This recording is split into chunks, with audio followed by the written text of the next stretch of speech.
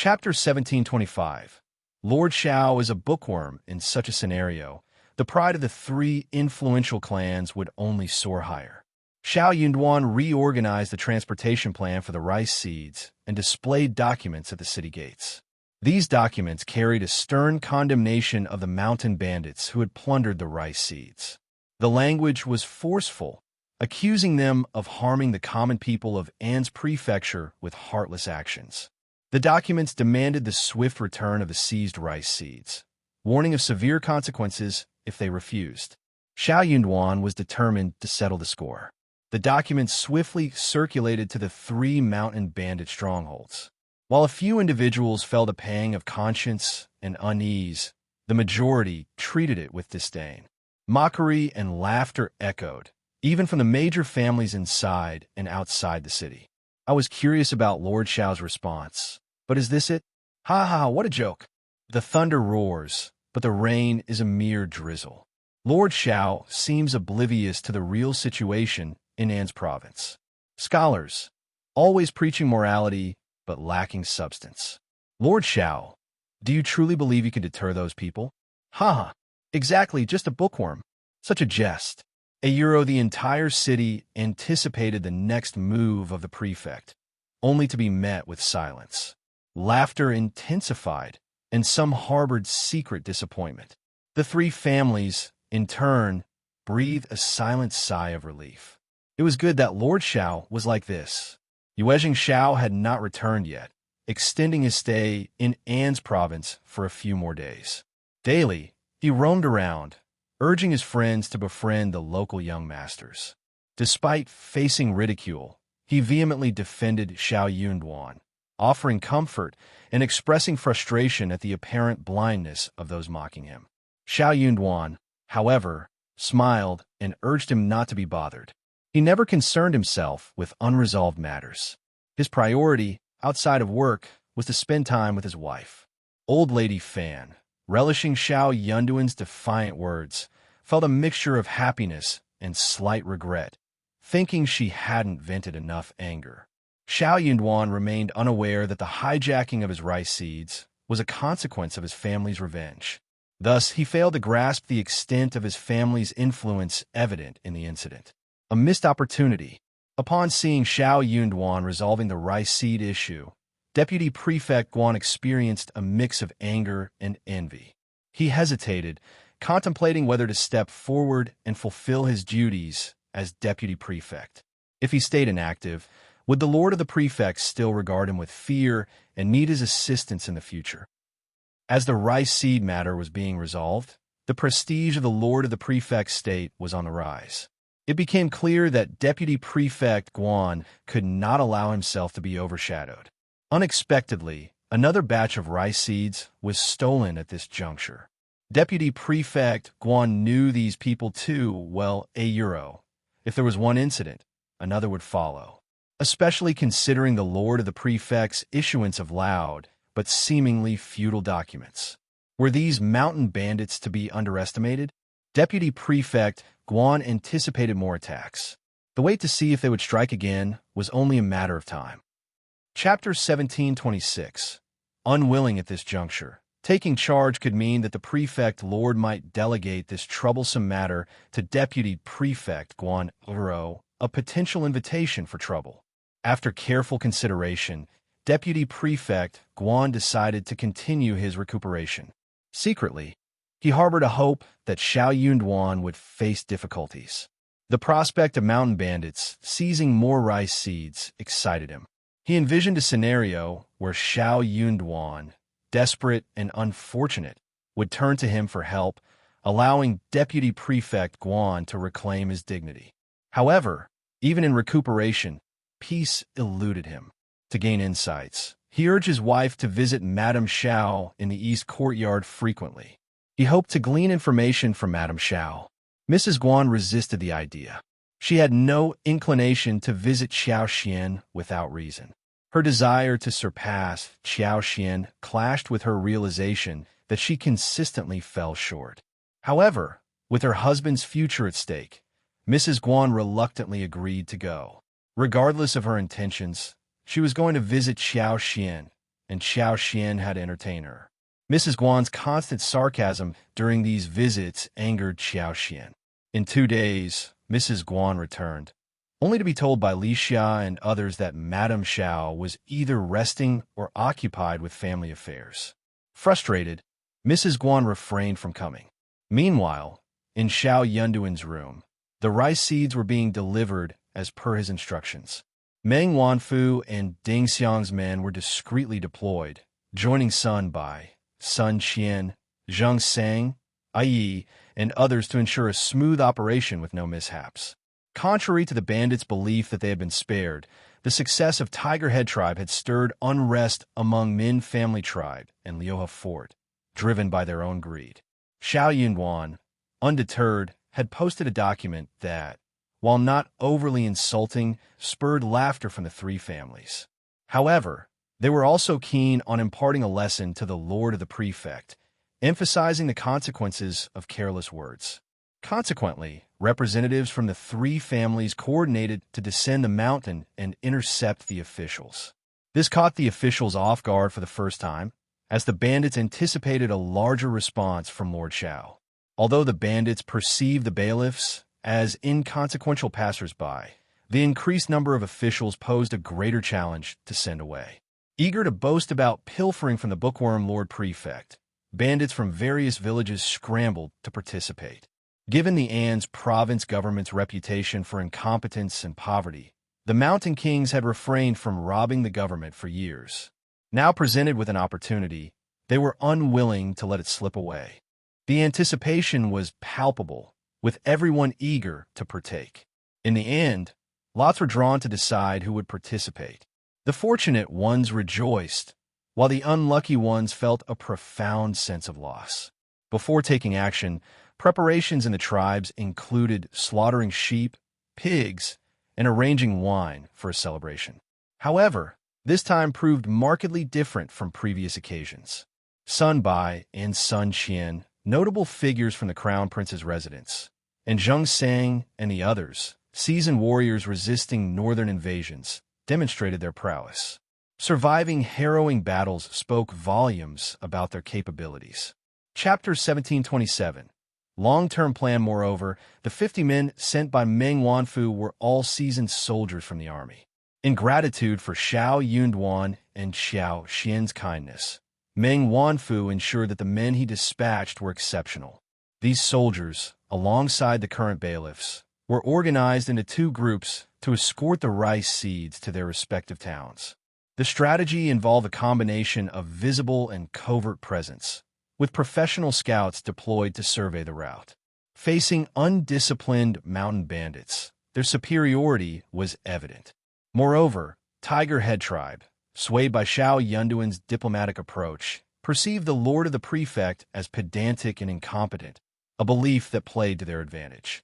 However, the bandits lay in ambush within a dense forest, attacking the convoy transporting rice seeds without provocation.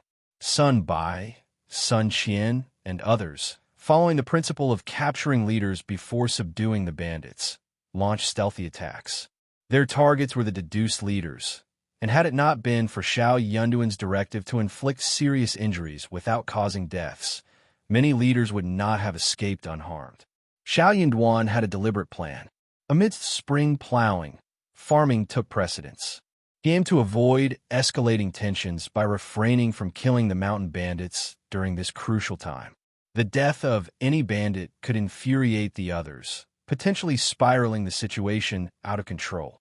As he hadn't yet fully consolidated control over the An's province government office and subdued the influential families, Xiao Yunduan sought to avoid unnecessary trouble. This time, the leaders of the 3 mountain strongholds, mainly second-in-command and third-in-command figures, were all injured, with some sustaining serious wounds. The skirmish unfolded swiftly, with arrows descending like rain and hidden weapons swarming like locusts. Caught off guard, the mountain bandits screamed and fell to the ground before they could react. Had the attackers not shown mercy, escaping might have been an impossible feat for the mountain bandits. Realizing they had been exposed and had lost a significant portion of their combat strength, The mountain bandits understood that gaining anything more was practically impossible. The attackers, masked and clad in green, concealed their faces and, in some cases, even their figures. It became apparent that these individuals were external reinforcements invited by the bookworm Lord Prefect. It seemed money truly had the power to accomplish anything. Despite the Lord Prefect's apparent pedantry and lack of knowledge, his affluent background allowed him to secure powerful assistance, leading to their defeat. Fortunately, Xiao Yunduan exhibited prudence. Aware of the Mountain King's formidable influence, he refrained from ordering any killings, opting to inflict injuries instead. Returning to their stronghold in a sorry state, the mountain bandits felt extreme shame. Even now, the mountain bandits failed to take Xiao Yunduan seriously.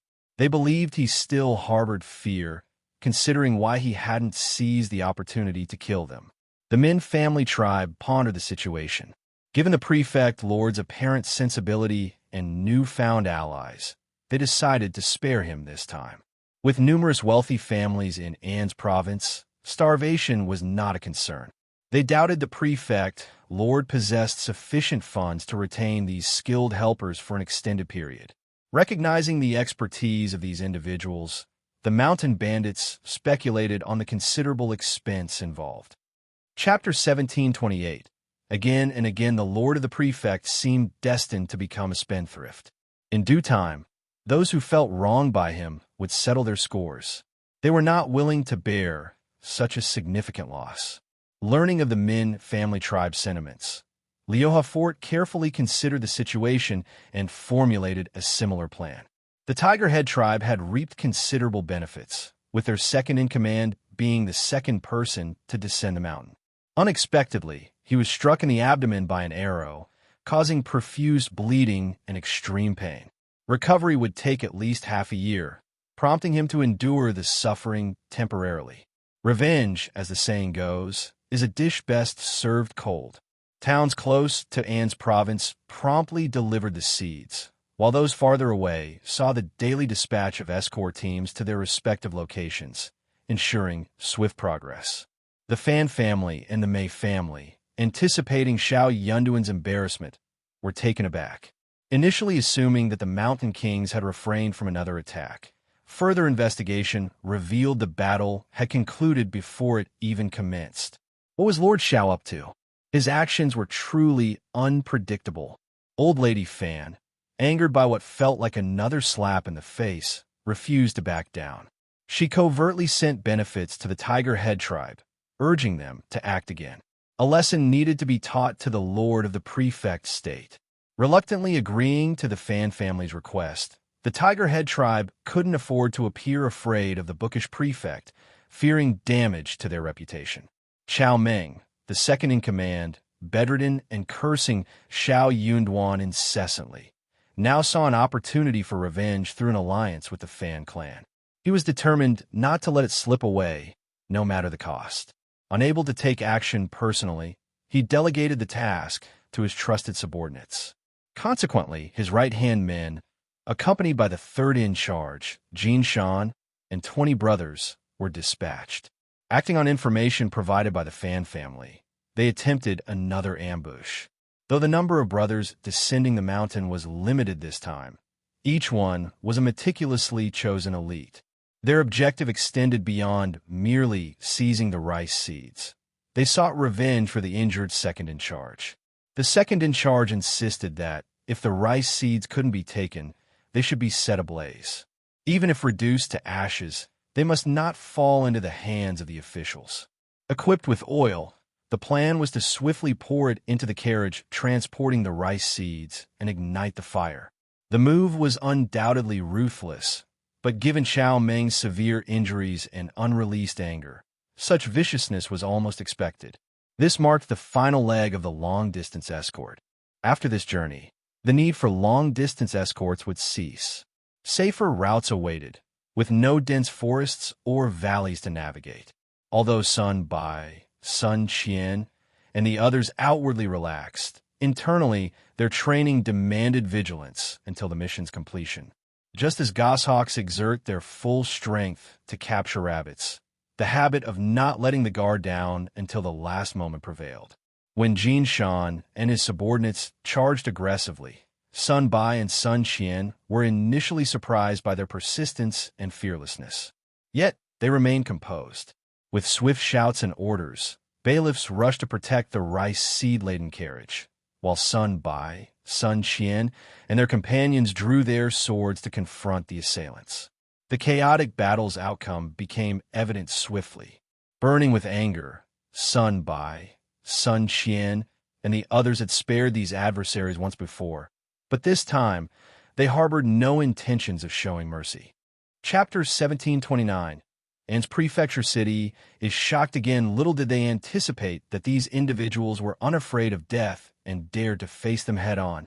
The Tiger Head tribe believed they had come prepared, with a team of elite warriors catching the other party off guard. They were fueled by the desire to avenge their prior humiliation, gain significant advantages, and retaliate for their injured second-in-charge. With fervor coursing through their veins, they charged forward with aggressive determination, intending to erase their past shame and secure a resounding victory that would resonate throughout An's province. However, within half an hour, signs of their impending defeat became glaringly apparent. Jin Shan and his brothers, shocked and enraged, couldn't contain their emotions. Amid their anger and embarrassment, a loud shout pierced the air. Several individuals wielding fire torches rushed towards the carriage, disregarding all else.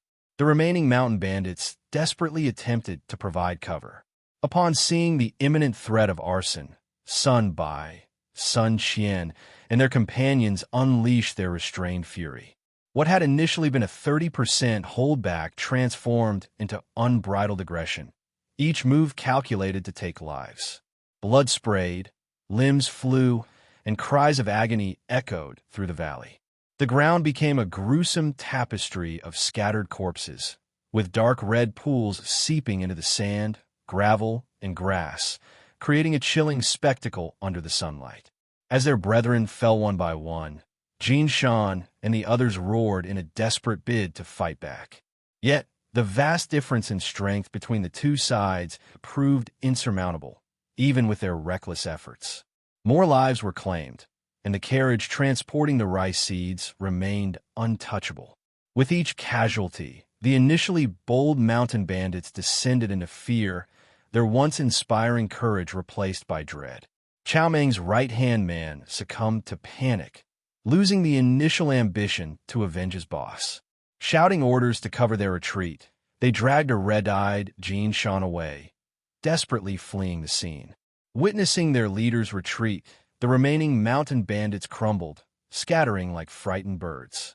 Had escorting the rice seeds not been their paramount concern, and the fear of potential mishaps gripping them, none would have managed to escape. Bailiffs stared at the strewn corpses and pooling blood, their bodies trembling, faces drained of color, and hearts racing with fear. The sheer might displayed by Lord Xiao's trusted subordinates left the bailiffs in awe. It was a level of power that sent shivers down their spines. Sun Bai, with a disdainful glance, scolded, "What are you waiting for? Hurry up and check if there's anything wrong with the carriage. A few of you, clean up the scene." Those accustomed to following Sun Bai and Sun Qian promptly complied, taking swift action. The other bailiffs struggled to move their stiff hands and feet, eventually regaining composure after some time. This was an unprecedented scene for them. In all their years as bailiffs, the most blood they had encountered were a few drops from street gangsters with minor injuries. Compared to this, those instances seemed inconsequential. Despite the initial shock, excitement soon took over. The two constable sons had proven their prowess by defeating the Tiger Head tribe bandits and escaping. For these bailiffs, who had suffered at the hands of the Tiger Head tribe in the past, this turn of events was exhilarating. The mountain bandits had once swaggered through An's province, seemingly immune to the authorities. Now, the officials not only confronted them, but decisively defeated them. An's prefecture city found itself shaken once again. The prominent families and even the three mountain bandits were left astounded. Jin Shan, returning to the stronghold with a dark and humiliated expression, silenced anyone daring to breathe loudly in his presence. Chapter 1730.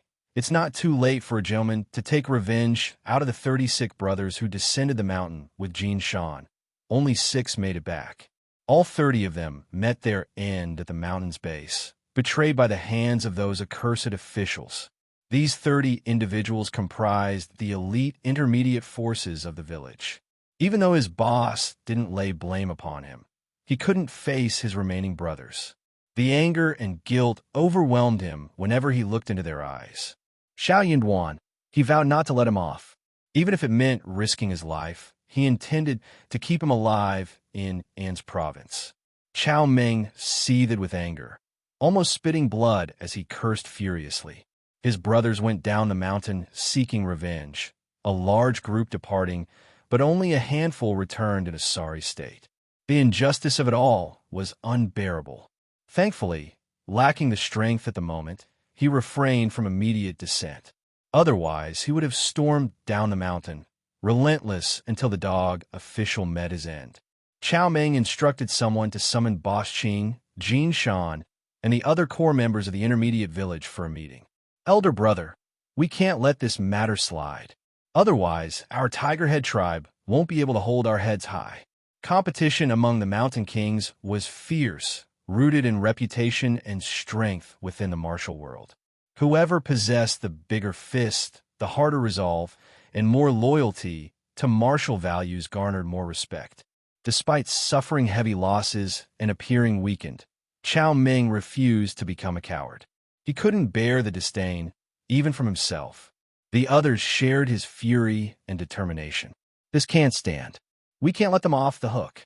We were careless before. In a fair face-to-face fight, those government lackeys wouldn't stand a chance. They can't even withstand a kick from me. Second in charge is spot on. Revenge is a must. None of you dare challenge me. That dog official's head belongs to me. Laughter erupted among the leaders as they proceeded to berate Xiao Yunduan and the officials.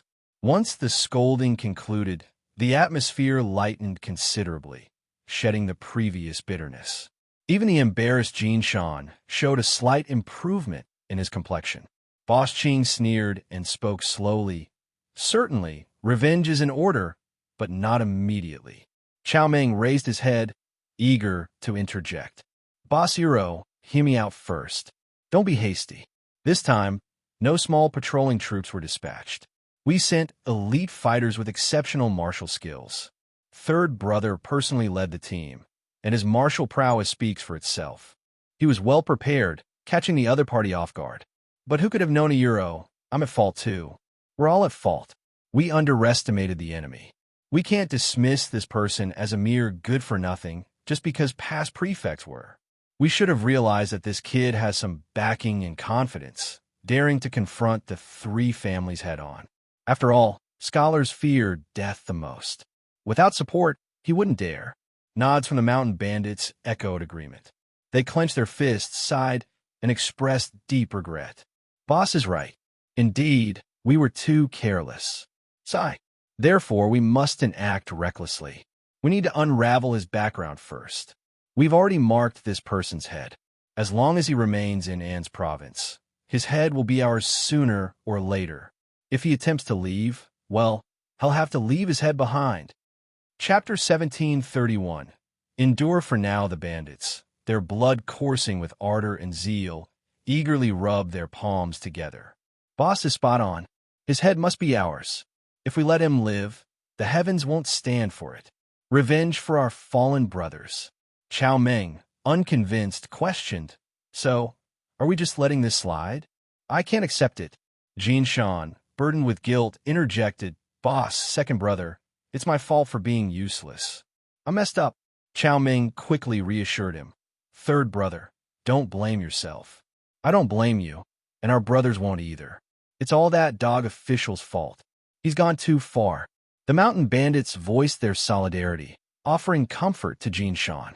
Boss Qing added, third brother, enough. We're all brothers.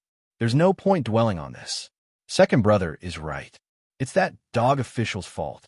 His lackey, henchman, lapdog, is heartless and vicious. The bandits grew more united against their common enemy, unleashing a barrage of curses. After persistent persuasion, Boss Qing finally managed to convince Chao Meng and Jin Shan. He tasked Jin Shan with training the brothers in the stronghold and allowed Chao Meng time to recuperate. He then dispatched someone to investigate the dog official's background and the current situation at the government office. In essence, revenge was on the horizon, and their approach had to be strategic. When Sun Bai and Sun Qian reported the incident to Xiao Yunduan, he too felt shock and anger. He ordered the cleanup of the scene, the burial of the mountain bandits' bodies, and instructed the siblings to prepare for a counterattack. Additionally, he emphasized strengthening patrols, fortifying the city gate and state office defenses, and intensifying bailiff training. Those mountain bandits were too detestable. He really dared to do anything. The mountain bandits persistently provoked, repeatedly targeting the rice seeds. Unable to steal them, their intent shifted to destruction, marking them as perpetrators of a heinous crime deserving punishment. Despite the justified anger, Xiao Yunduan remained cautious of potential counterattacks and revenge. Jia Hemming, the exception, maintained silence but harbored secret satisfaction. He grew increasingly engaged in sharing the lord of the prefect's concerns, offering ideas willingly. In stark contrast, the other scribes trembled in fear, haunted by the possibility of mountain bandits infiltrating the city for vengeance. There were also a few scribes who resigned because they could not withstand this fear. When Xiao Yunduan asked for the reason, he either said that he was too old to delay his work, so he had to resign, or that he did not think that he was suitable for the job. So he found another Oniro. Xiao Yunduan knew what was going on, so he did not ask them to stay. Instead, he asked them to leave and gave them 2 more months' salary. The scribes who had resigned were all overjoyed and grateful. They left happily. Xiao Yunduan instructed Jia Hemming to recruit individuals based on his specifications, with the final hiring decision to be made after interviews. Numerous child students who couldn't attain cultivated talent status were available. While local cultivated talents were scarce, there were still some within reach. The public position offered stability and respectability, making it highly desirable.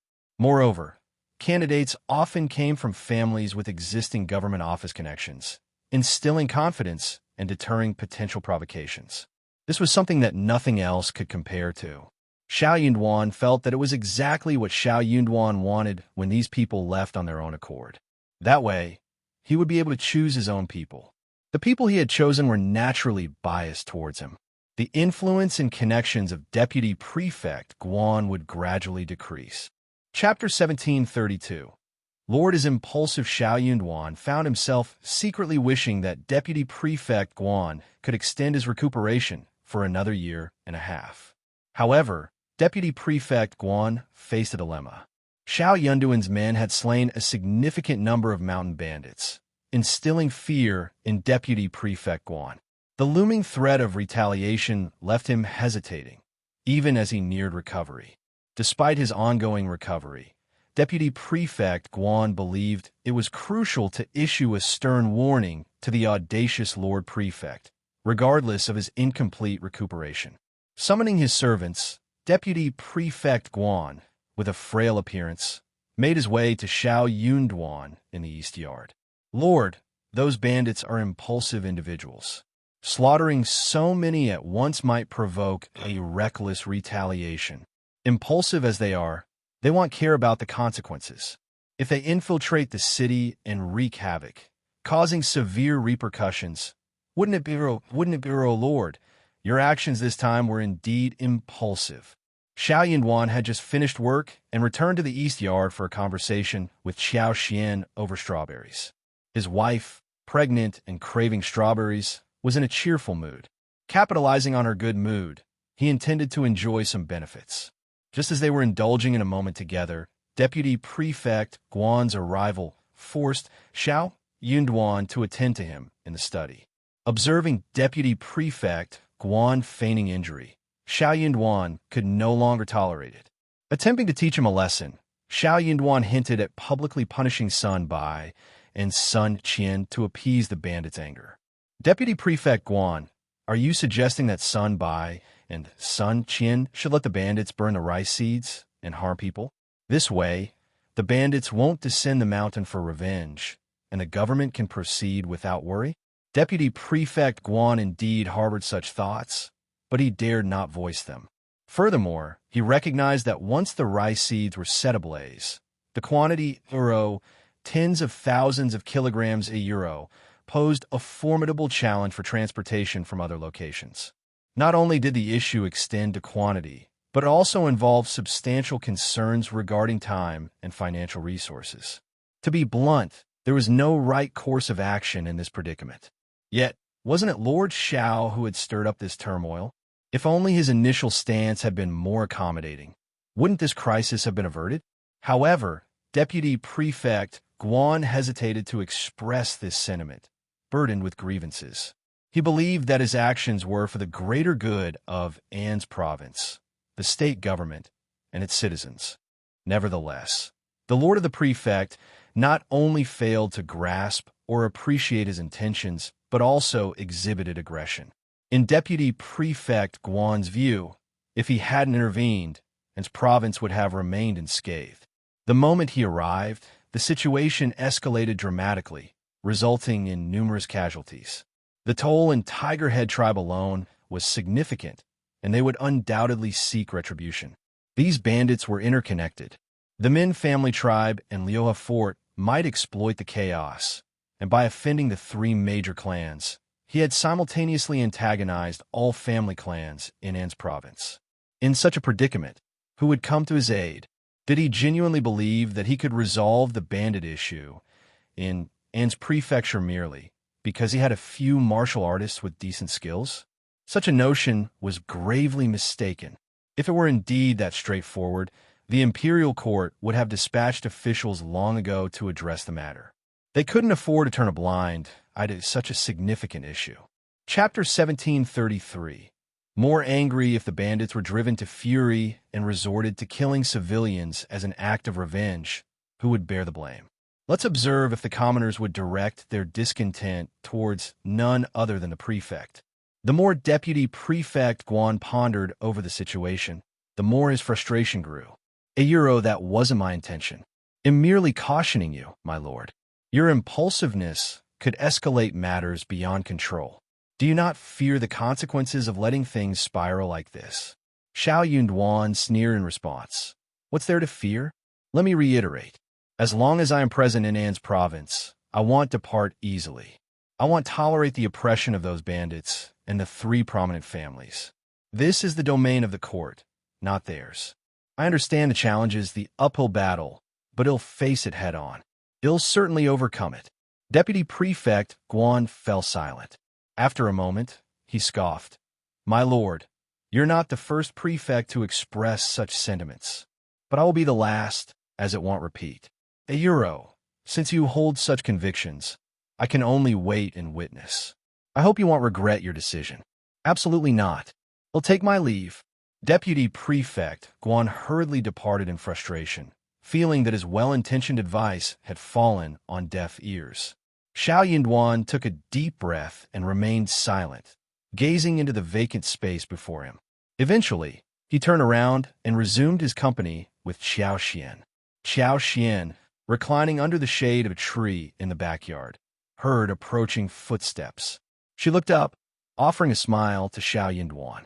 Seeing him seated beside her, she gently grasped his hand and inquired, Is Deputy Prefect Guan back to create more complications for you? Much like how Mrs. Guan always managed to irk her every time she appeared. Xiao Yunduan's expression softened as he held her soft, slender hands and smiled. It's an old story, really. I find it amusing. Those mountain bandits and the three prominent families are not reasonable individuals. Deputy Prefect Guan is too idealistic. Xiao Xian remarked. He's not idealistic. He's fearful. He believes our husband has upset the balance and will stir up trouble. How can he compare to our husband? It's not surprising he's apprehensive. Wife, your insight is remarkable. They exchanged smiles. How could Deputy Prefect Guan know about their trump card? unless the three bandit dens united and launched an attack on An's province. Their defeat was certain. No matter how capable they were, could they match Sun Bai, Sun Qian, Zhang Seng, Wu Guan, and Ai? Additionally, there were individuals dispatched by Meng Wanfu. They were simply biding their time, waiting for an opportunity to dismantle the three bandit nests one by one. The three prominent families were no different. If they became unruly, wasn't it easy for the government to handle them? Numerous obedient families were eager to stand out. With support from a few of them, someone would undoubtedly emerge victorious. If the three prominent families decided to lavish money and resources on others, they might find themselves unable to outdo their own families. Despite this, Xiao Xian was pregnant, and Xiao Yunduan yearned for a tranquil life. Yet, some individuals seemed determined to avoid peace. Initially, Xiao Xian and Xiao Yunduan had planned to venture outside the city to survey those lands. However, amidst the unfolding events, such plans were now impossible. At this moment, Xiao Yunduan would not allow her to leave the city. The air was thick with uncertainties. In An's province, events unfolded in ways that defied expectations elsewhere. Xiao Xian was aware of her own safety, yet she couldn't disclose her superpower to him, forcing her to resign herself to the silence. Chapter 1734. No more show. The potato and herb seeds, along with some fruit saplings, were delivered, courtesy of Yuezhing Xiao. Xiao Xian expressed her gratitude and arranged for someone to transport the seeds to the state office's backyard, eager to inspect them herself. Xiao Xian found solace when she infused her superpowers into the seeds. This way, even if she couldn't tend to the 500-meter field for a year, she was confident it wouldn't result in a misshapen harvest. With little else to occupy his time, Yuezhing Xiao stayed for a few days to assist.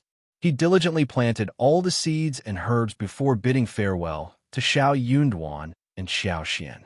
I have a feeling An's province isn't as peaceful as it seems. Those families are too audacious.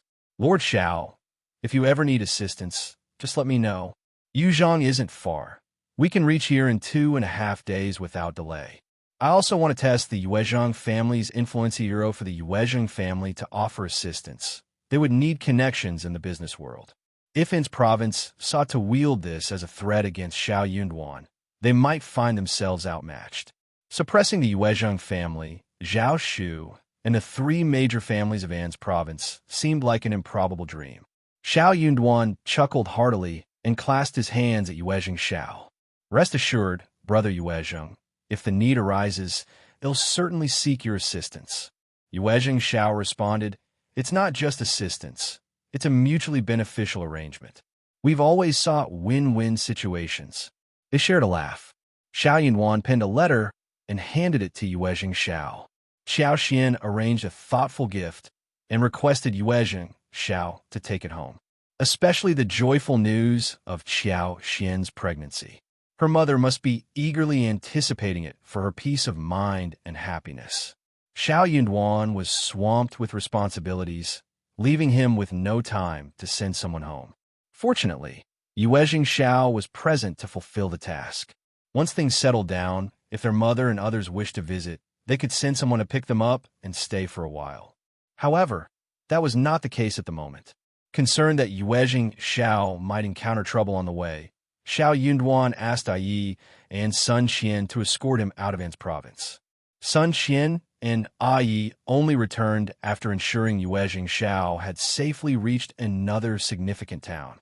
The three prominent clans initially shared Deputy Prefect Guan's belief that the Tiger Head tribe would surely retaliate and seek revenge. To their surprise, after a considerable wait, there was no sign of reprisal. Old Lady Fan grew increasingly anxious and discreetly dispatched individuals to contact the Tiger Head tribe for information. Unexpectedly, Tiger Head tribe ignored her this time and remained silent. This silence could be comprehended Euro. They were concealing their strength and choosing the right moment. Seeking immediate revenge wasn't practical. What more was there to say? It would be embarrassing to articulate. Why subject themselves to embarrassment? If Tiger Head Tribe chose not to acknowledge the Fan clan, so be it. What significance did it hold? Tiger Head Tribe showed no regard for the Fan clan, leaving them feeling utterly powerless. Even though Old Lady Fan possessed a proud demeanor, she dared not blame Tiger Head Tribe. Instead, she shifted the blame onto Xiao Yunduan and Xiao Xian. Those bandits from Tiger Head Tribe are formidable and vengeful. Even if they haven't retaliated now, it doesn't mean they won't in the future. Just wait and see. Old Lady Fan reluctantly held back her thoughts. Spring plowing took precedence, especially for the Fan family. They had to attend to the agricultural tasks before anything else. Chapter 1735. Giving in at the Mei family. The season brought warmer weather, making it an opportune time for venturing into the mountains for woodcutting. Specializing in the wood business, the Mei family operated a sizable furniture workshop and engaged in log trading. In Anne's province, vast mountains and towering forests extended as far as the eye could see, making it impossible to reach the outskirts even after several days of walking. However, being in the wood business didn't mean having the freedom to cut down trees at will.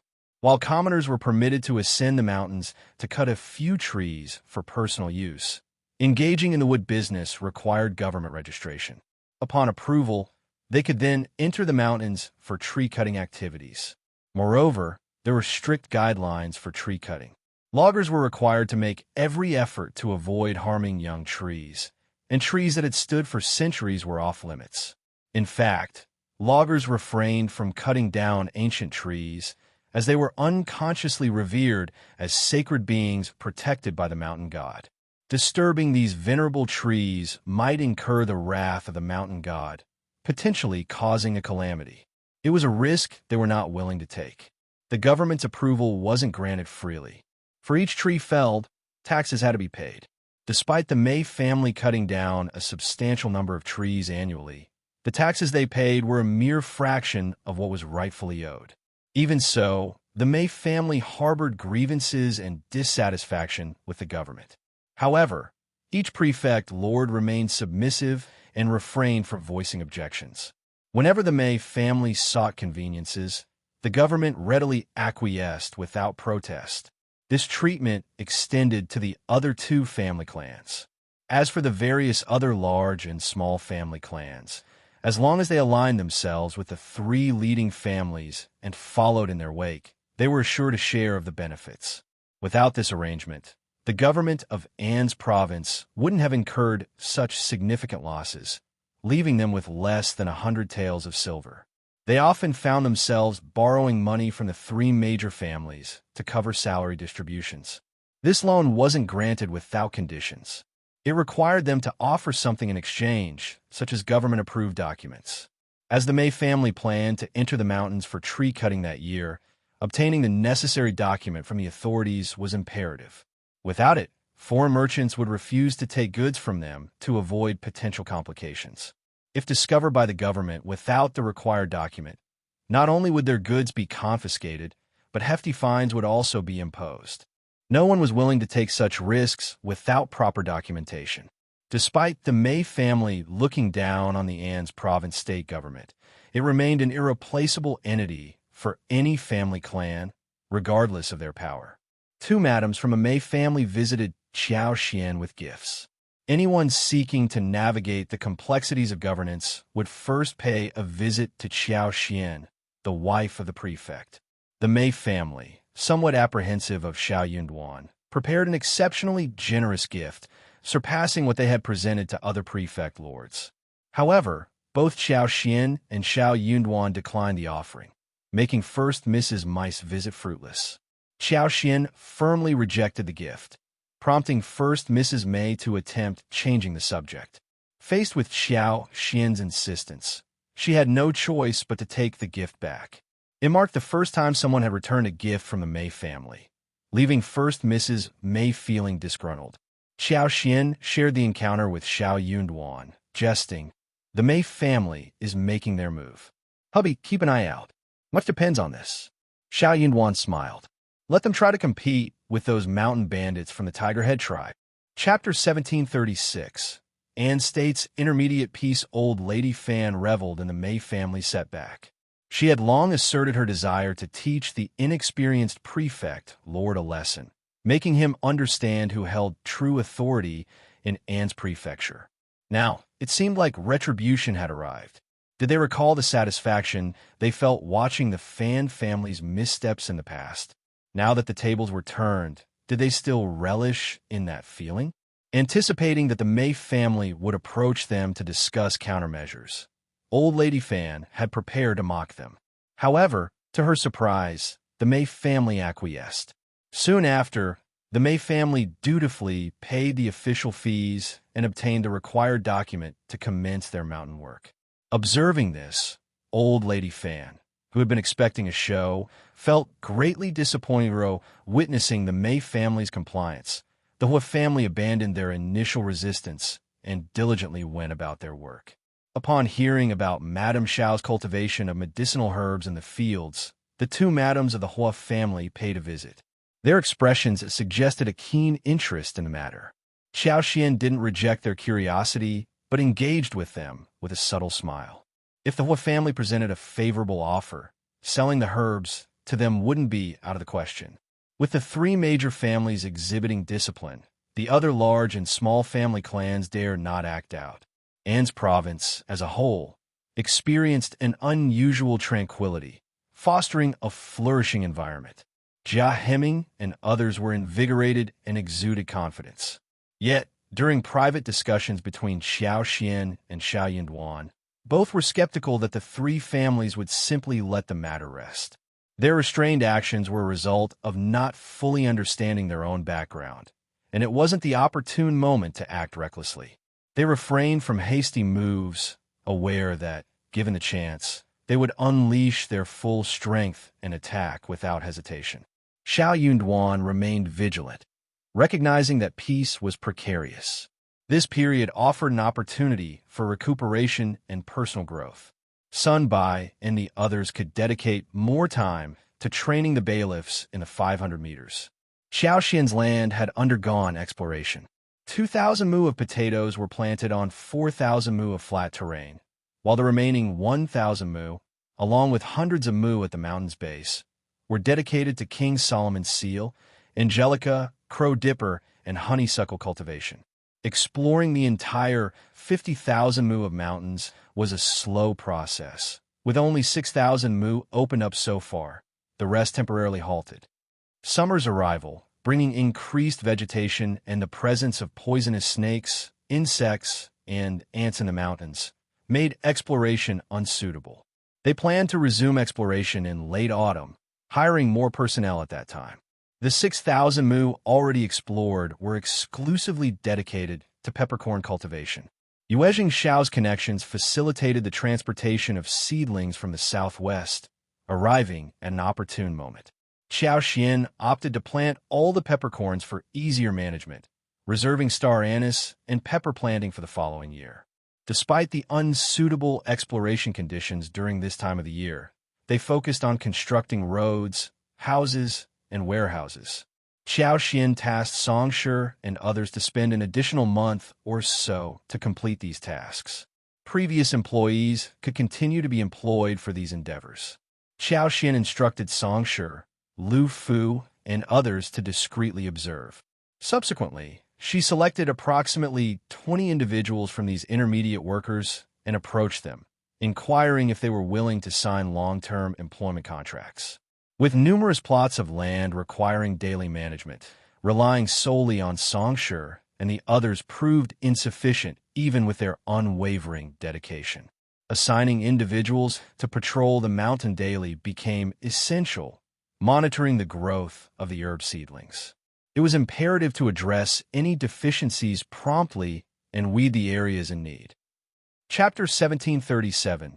Deputy Prefect Guan's recovery. Songshi and the others would feel more at ease with short-term workers overseeing the tasks. As they continued developing all the barren mountains, the need for long-term workers would increase, not to mention the ongoing requirement for short-term workers. This marked only the beginning.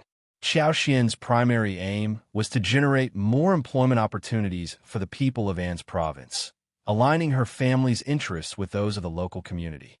From Sichuan peppercorns, star anise, pepper, medicinal herbs, to potatoes, the potential for expansion and cultivation was vast. If the harvests proved profitable, more individuals would likely engage in planting, prompting continuous growth. Her vision was to transform the vast Anne's province into a renowned region for spices and herbs, leveraging its unique advantages.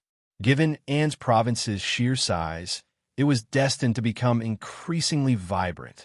Yuezhing Xiao decided to establish a branch of the Yuezhing family in the city, alongside 3 dessert shops offering a variety of fresh fruits. Xiao Xian and Xiao Yunduan endorsed the plan. Xiao Yunduan entertained the idea of reaching out to the prefect of Yuzhong to upgrade the official road between Anne's province and Yuzhong. His vision included widening, flattening, and implementing other improvements. However, this ambitious project required substantial investment, making it currently unfeasible. Despite the families settling their debts due to external pressure, Anne's province still owed Xiao Xian 620,000 taels of silver. Xiao Yunduan had managed to pay off 120,000, but still owed 500,000. Progress on other projects would have to wait until the outstanding amount was settled. Upon Deputy Prefect Guan's recovery, he offered to share Lord Xiao's burden at the government office. "I'm truly ashamed. My body has been disappointing, and it seems luck hasn't been on my side. If not for these setbacks, I could have assisted you earlier. Now that I've finally recovered from my injuries, you could take a well-deserved rest after working tirelessly for so long. Leave all the miscellaneous matters to me. Lord, rest assured, having spent many years in Anne's province, am intimately familiar with its administrative affairs. I guarantee flawless resolution of all matters on your behalf. Lord, feel free to stay away from the government office for at least half a month." Deputy Prefect Guan confidently patted his chest, addressing Xiao Yunduan with a smile. His words carried a tone as if he had made significant sacrifices, ensuring Xiao Yunduan could enjoy a peaceful break. It almost seemed as if Xiao Yunduan had taken advantage of him. He fell short of saying, "Look at all I've done for you," without asking for anything in return. "Let's see if I'm treated well." Xiao Yunduan chuckled inwardly. Did Deputy Prefect Guan think others were fools? It was evident that if he continued pretending to be unwell, he would gain nothing and lose all his prestige. Despite his impatience, he spoke with great pomp. If he claimed to have fully recovered and could resume normal duties, Xiao Yunduan wouldn't bother arguing at this point. However, Deputy Prefect Guan's eagerness to seize power while framing it as if Xiao Yunduan had taken advantage of him was quite distasteful. Taking care of one's health is crucial. Have you genuinely recovered? If not, there's no harm in taking a bit more time to recuperate. Am not heartless. Even if you decide to rest for another year and a half, the rightful salary will still be yours. Chapter 1738. Taking Charge. I'm a representative of the party, committed to serving the people and pursuing their best interests. It's both my duty and a matter of trust bestowed by the imperial court. How could I easily delegate these governmental responsibilities to others? Wouldn't that be a betrayal of both the imperial court and the people? If you've truly recovered, feel free to resume your office duties tomorrow. I have full confidence in your ability to handle the job excellently. Don't even consider taking on tasks that aren't rightfully yours. Deputy Prefect Guan proved to be more audacious than Xiao Yunduan had anticipated. Despite Xiao Yunduan's attempt to extend some courtesy, Deputy Prefect Guan believed he could push for more. Flashing a forced smile, he assured, "Rest assured, Lord, I'll handle my responsibilities. Just focus on your recovery. I managed all affairs in Anne's province before your arrival, so I'm well-versed and won't make any mistakes. As Deputy Prefect, it's my duty to assist you."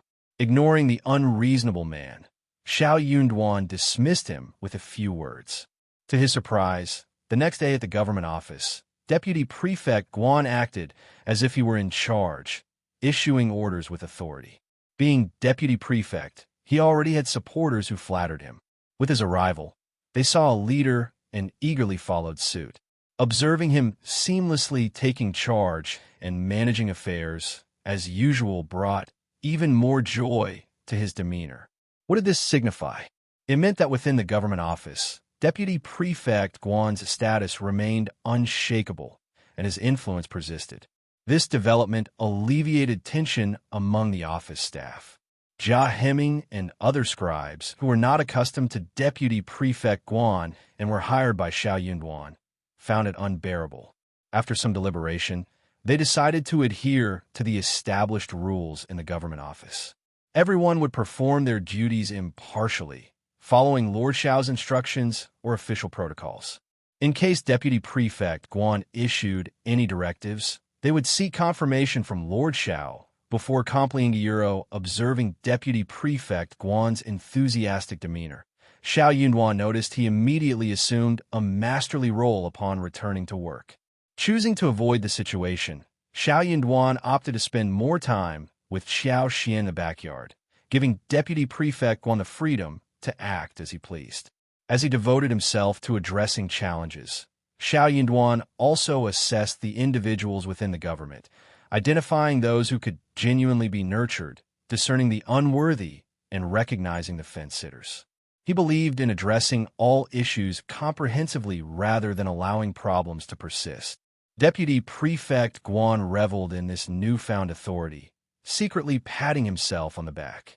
Confident in his unassailable position within government office, he drew strength from years of managerial experience and a network of loyal subordinates.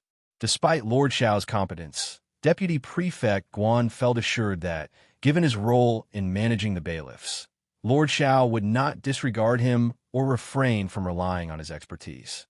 However, his confidence waned as he soon realized that the current provincial government was no longer a realm where he could command as he pleased.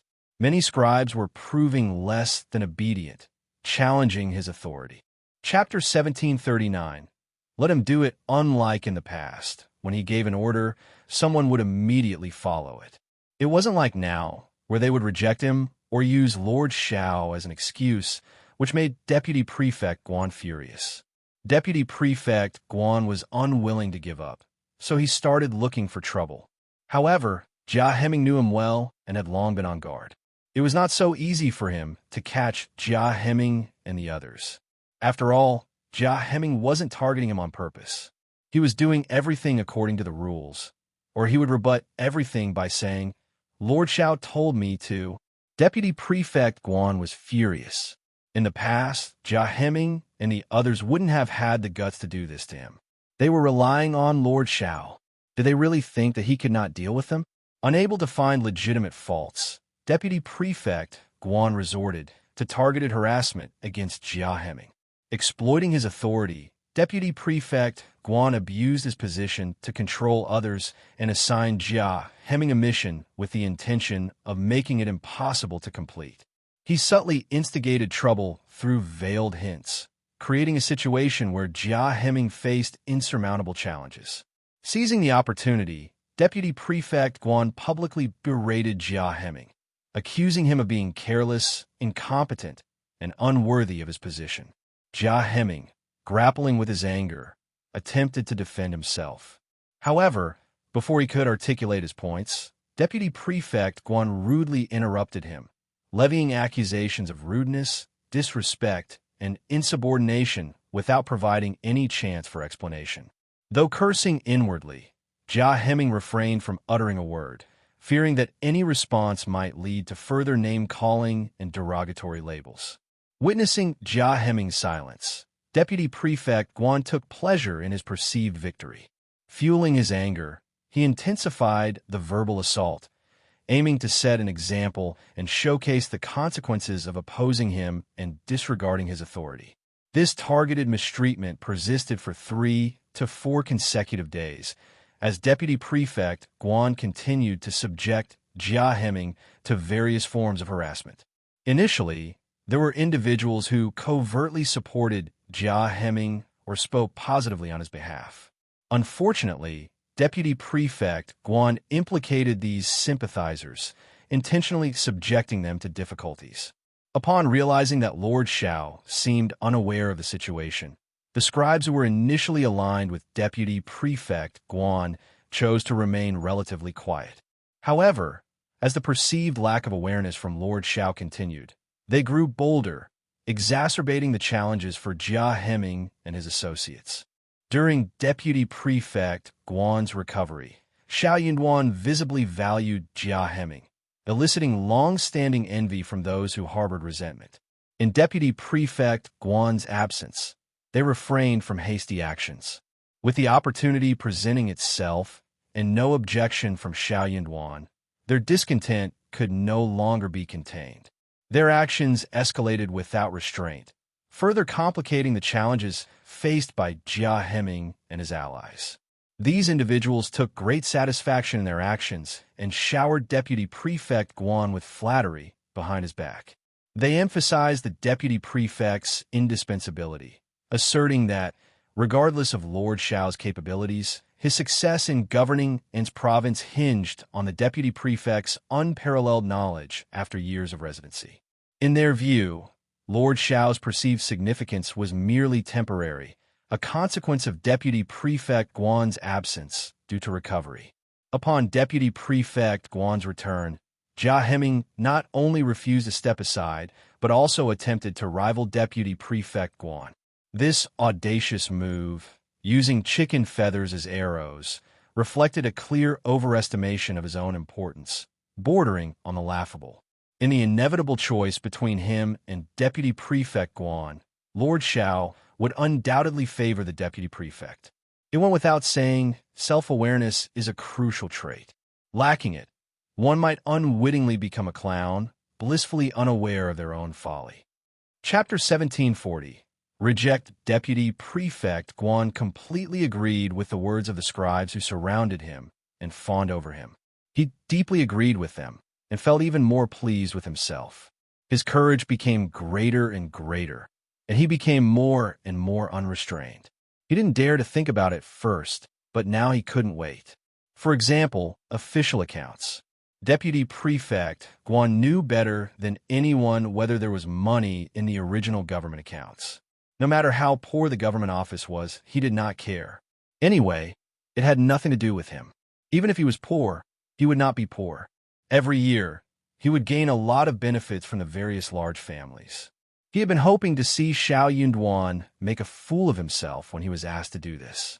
But he did not expect that Xiao Yunduan was so rich that no lord of the prefect could do anything about the thousandth of a tael.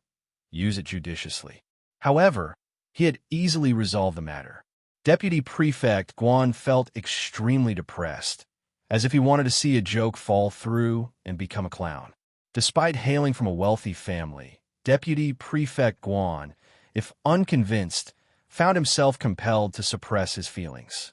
What took him by surprise was the revelation that the prefect lord wasn't just affluent, but possessed an assertive temper. Despite this, the three great clans and even the normally outspoken Tiger Head tribe had acquiesced to his authority. Though Deputy Prefect Guan recognized the temporary nature of this compliance, the unprecedented scenario left him uneasy. The present state of the official accounts marked a departure from the norm. The prefect lord injected considerable funds, meticulously documenting each transaction. While the funds were beyond the current deputy prefect's reach, the curiosity to inspect the records lingered. However, Deputy Prefect Guan faced an unexpected obstacle when Scribe Fong, responsible for overseeing the accounts, rejected his request to review them. Seemingly polite on the surface, Deputy Prefect Guan had ostensibly invited Scribe Fong to seek Lord Xiao's approval for document access. While he claimed he could only read it upon seeing it, it was a deliberate move on his part. Fuming with anger, Deputy Prefect Guan was convinced that Scribe Fong, known to be on good terms with Jia Heming, was intentionally siding with him. Determined to inspect the account book, Deputy Prefect Guan sternly issued the order. However, Scribe Fong stood firm, refusing to budge. Outraged and humiliated, Deputy Prefect Guan escalated the situation, commanding his trusted aides to forcefully seize the document. Scribe Fong, equally furious, vehemently resisted. News of the commotion quickly spread, drawing a crowd of onlookers within the limited space of the state office.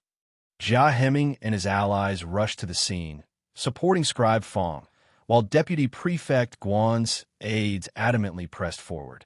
The confrontation escalated into a heated argument, neither side willing to yield. Jia Heming, with a mocking tone, intervened. The Prefect Lord should decide on this matter. According to the rules, only the Prefect Lord has the right to authorize the reading of the account book. If you wish to inspect it, Deputy Prefect Guan, seek permission from Lord Xiao. Why resort to force? Scribe Hu, backing Deputy Prefect Guan, sneered sarcastically. Don't invent rules to give orders. Since when did An's province adopt such absurd regulations? Everything was fine before. You're just stirring up trouble. Can't the Deputy Prefect see it? Even if you consult Lord Xiao, wouldn't he allow the Deputy Prefect to check the accounts? Why go through all this trouble? Deputy Prefect Guan sneered in agreement, garnering nods from those around him. Chapter 1741. Angry exactly. Lord Xiao has always esteemed the Deputy Prefect, so it's only natural he'd grant permission. Some people are clueless about their place, huh? Can't you see? With the Deputy Prefect back, someone is feeling uneasy. Yeah, I agree. Jia Heming's face flushed with frustration. That was in the past. Lord Xiao is the Prefect Lord now. We follow Lord Xiao's directives. Any issues with that? Of course, there's no problem. Deputy Prefect Guan responded leisurely. Well, indeed, follow Lord Xiao. However, we don't have to be excessively rigid, do we? As long as the rules are reasonable. We're on the same side, after all. If you're so serious, who are you targeting, and what are your intentions? I don't have any ulterior motives. I just if you don't, then let's talk less. Can we maintain a friendly atmosphere? As the Deputy Prefect, what's wrong with me looking at the account book? Old Hu's right. I can confidently say that if I inform Lord Xiao, he won't deny me the right to review it. It's just a matter of phrasing. Using a chicken feather as an arrow is not entirely inaccurate. Laughter erupted from those around Deputy Prefect Guan. Jia Heming, Scribe Fong, and the others exchanged frustrated glances. While Lord Xiao was absent at the moment, making a big fuss out of a trivial matter wouldn't be wise. Deputy Prefect Guan reveled in his smugness, and Scribe Hu, convinced of his righteousness, glared at Scribe Fong, demanding, Scribe Fong, what are you waiting for? Hurry up and bring the ledger to the Deputy Prefect. Why hesitate? Can't the Deputy Prefect control you? Scribe Fong gritted his teeth. Deputy Prefect, please forgive me. I didn't dare defy Lord Xiao's earlier instructions. Please don't make it difficult for me. Deputy Prefect, once you obtain Lord Xiao's approval, he'll promptly hand over the account book. You stubborn fool. In front of the onlookers, Deputy Prefect Guan erupted in anger. Trapped in a challenging situation, he forcefully pushed Scribe Fong aside and ordered his trusted aide to snatch the key, open the door, and retrieve the ledger. It was just a ledger, a mere glimpse. How could Lord Xiao possibly take it seriously? In the presence of so many witnesses, if Deputy Prefect Guan didn't retaliate, it would set a precedent for anyone in the government office to challenge his authority without consequence. What would become of his standing then? What prestige would he retain?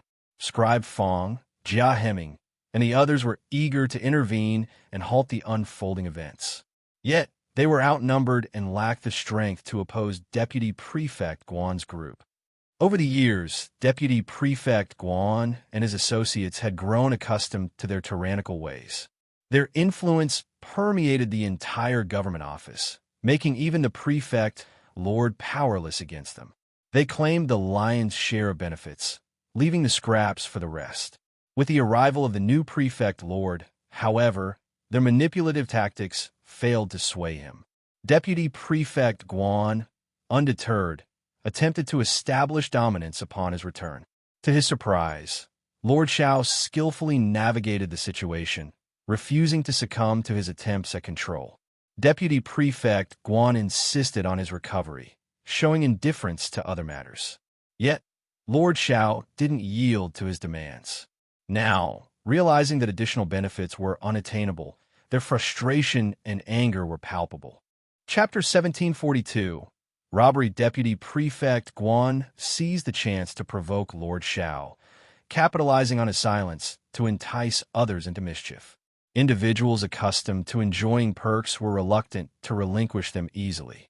Wielding the account book, Deputy Prefect Guan taunted Scribe Fong, sneering, "No need to look so despondent. You'll return it once I'm done. What use do I have for this? Can you eat it? You should have handed it over earlier instead of creating a scene." Indeed, looks like he prefers the hard way. I extended an olive branch, but he rejected it. He's not shameless. He's just overconfident. Haha, exactly. Scribe who and his cohorts mocked and jeered, escorting Deputy Prefect Guan away.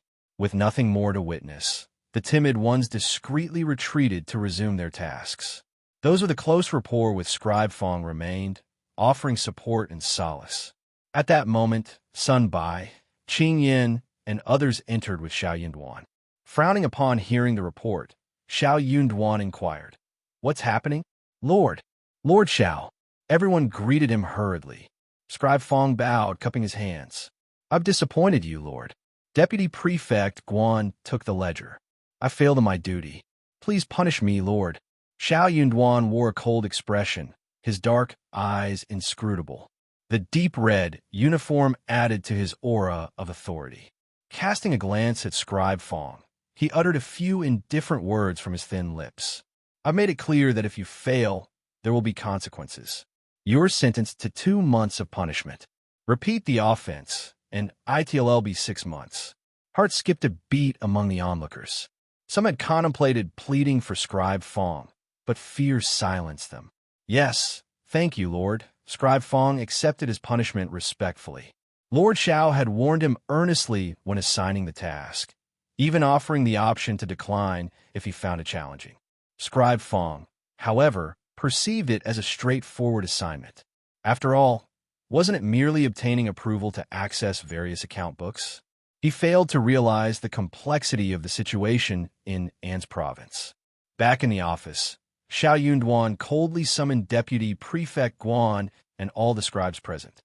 Deputy Prefect Guan and his companions were joyously examining the ledger together.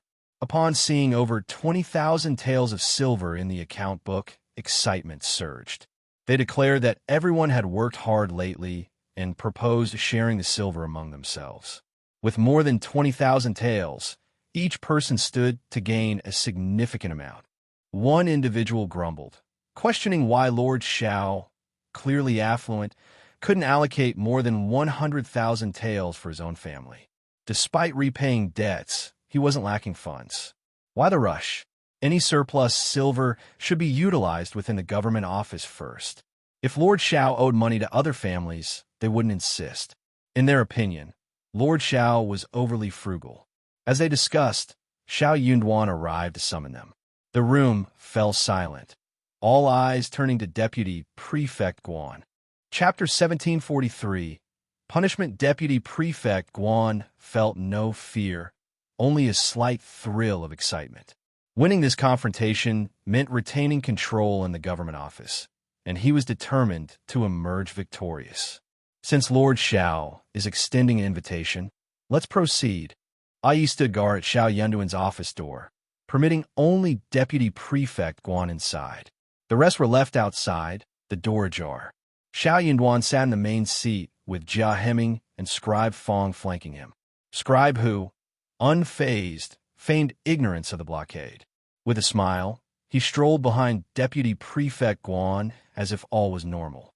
Ai, brandishing his saber, halted him sternly. "Lord didn't invite you in." A cold gaze from Deputy Prefect Guan supported Ai's stance. Scribe who glanced at Xiao Yunduan, who remained impassive. When it became clear that Xiao Yunduan had no intention of allowing anyone else in, Deputy Prefect Guan, with a feigned obliviousness, followed suit. Scribe who, conceding defeat, stood among the others. Deputy Prefect Guan greeted Xiao Yunduan with a smile. "Lord Xiao, you sought me out." Xiao Yunduan's tone remained cold. "Did you bring the account book? Were you waiting for my approval?" as Scribe Fong suggested. Deputy Prefect Guan attempted to downplay the seriousness. "I plan to inform you later. It's not a significant matter. Xiao Yunduan questioned. Did Scribe Fong not specify that approval was required before inspection? Downplaying again, Deputy Prefect responded, It doesn't need to be that strict. Xiao Yunduan cut through. Am I not your superior? Yes, Euro, but Lord, I don't mean anything else. Nothing. Xiao Yunduan erupted in anger. You blatantly disregarded my words, causing a ruckus in Scribe Fang's officero, smashing, snatching the key and ledger. And now you claim innocence. Deputy Prefect Guan, what if you did have ulterior motives? Planning to steal my official uniform and parade around? Deputy Prefect Guan, shocked and flustered, stammered. Lord Xiao, I genuinely had no other intentions. I assumed you wouldn't mind a trivial matter like reviewing the account Bukiyuro. Why should I not care? The prefecture's accounts encompass all expenses within its jurisdiction. How trivial is that? In your eyes, it's a minor affair. Deputy Prefect Guan, what position do you hold if you lack such basic common sense? Deputy Prefect Guan felt a surge of darkness but held himself together. Bitterly, he pleaded, My lord, it wasn't my initial intention. Scribe Fang's words were harsh, and he spoke hastily. I don't know why I acted that way. Please understand. I never intended disrespect, my lord. Xiao Yunduan's tone remained cold. Intentions aside, the fact remains. Deputy Prefect, I am the guardian of An's province. Past matters may not concern me, but as long as I am prefect, my rules must be followed. Despite my repeated warnings, it seems you pay no heed. Are you confident I can't take action against you? I wouldn't dare. Why wouldn't you dare? How dare you falsely accuse Scribe Fong in my presence? Numerous witnesses were there. If I interrogate them, do you believe I want to uncover the truth? Can you fool them with just a few words? Chapter 1744. Interrogation. Lord Ro, Scribe Fong failed to protect the account book. It's his negligence. They'll punish him with 2 months of salary. And you publicly provoked the prestige of the leader and disregarded it. What crime should you be guilty of? Lord, Deputy Prefect Guan's face alternated between red and white. He staggered a few steps and almost fell. I really don't have such thoughts, Lord. This from the beginning to the end. It was just that I was muddle-headed and rushed to say something, then he'll punish you. Do you admit it? Deputy Prefect Guan felt suffocated. He felt extremely aggrieved. He wasn't stupid. Realization dawned on him. He had succumbed to greed and walked right into Xiao Yunduan's cunning trap. Xiao Yunduan wasn't oblivious to his recent actions. He not only knew but also disapproved. The trap had been set, and he had walked right into it. His own confusion played a part. Upon returning to the government office, he discovered a stark difference from the past. Smooth sailing was replaced by turbulence, and the once abundant flattery and favor had dwindled. Fueled by anger and indignation, he sought to reclaim his lost prestige. Xiao Yunduan's stoic silence further fueled his fervor until he couldn't restrain himself any longer. Suddenly, Xiao Yunduan seized on his lapse, delivering a powerful blow. Reality stared him in the face, and he found himself unable to distinguish the intricacies of the situation. His carelessness had allowed this cunning adversary to bewitch him, step by step, until he was ensnared in the trap he had set. Deputy Prefect Guan found himself in a mix of terror and fury, his indignation growing. An inner voice raged. I'm only leveraging my position as prefect. That's all I have. Using it to assert dominance over others. In his mind, if he were the prefect, Xiao Yunduan would be inconsequential. How could he dare to scheme against him? His defeat wasn't to any other force, but to the position of prefect. It should have been rightfully his, a culmination of years of hard work.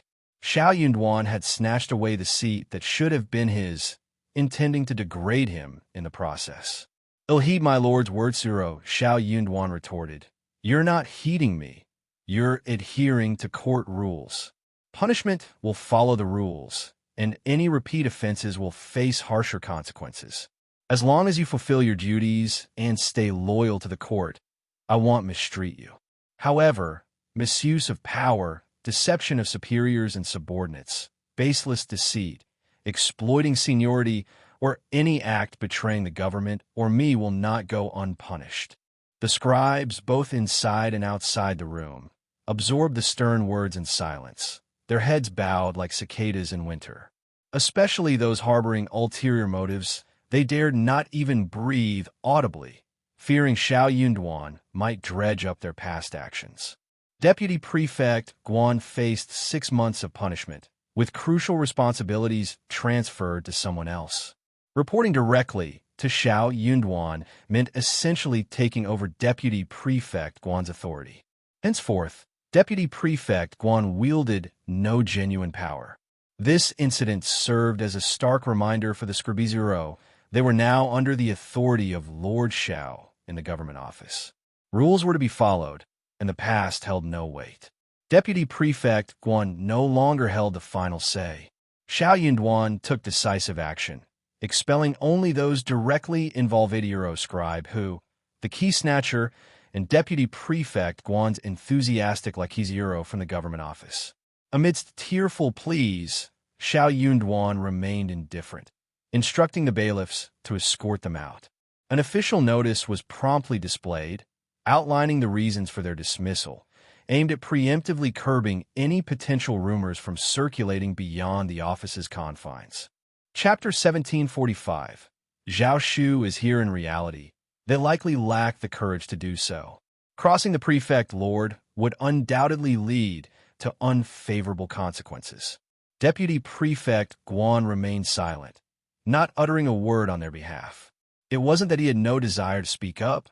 Rather, he found himself incapable of doing so. What words could he offer? Xiao Yunduan had no intention of granting him any reprieve, only seizing the chance to taunt him. To onlookers, Deputy Prefect Guan appeared heartless and cold-hearted. Despite the personal motivations of Scribe, Hu, and the others, many had earnestly supported Deputy Prefect Guan. Now, facing punishment, he didn't lift a finger in their defense. The scribes who initially sought favor with Deputy Prefect Guan recalibrated their plans upon witnessing this unfolding drama. The spectacle that had spanned several days finally reached its conclusion, promising a newfound quietness. This was Xiao Yunduan's primary concern. As his wife's pregnancy progressed, Xiao Yunduan wished for a serene period before the birth. A few days post-Dragon Boat Festival, Zhao Shu, accompanied by Uncle Qing, Aunt Qing, and others, arrived in In's province. Coming from Shouting Village, Zhao Shu exuded confidence as he knocked on the back office's door in In's province. While Xiao Yunduan maintained an outward calm, he could sense his brother-in-law's deep concern for the Xiao family. The urgency to glean information about the family lingered palpably. Xiao Xian, devoid of any pretense, warmly welcomed Zhao Shu, treating him not only as family, but also as a cherished friend.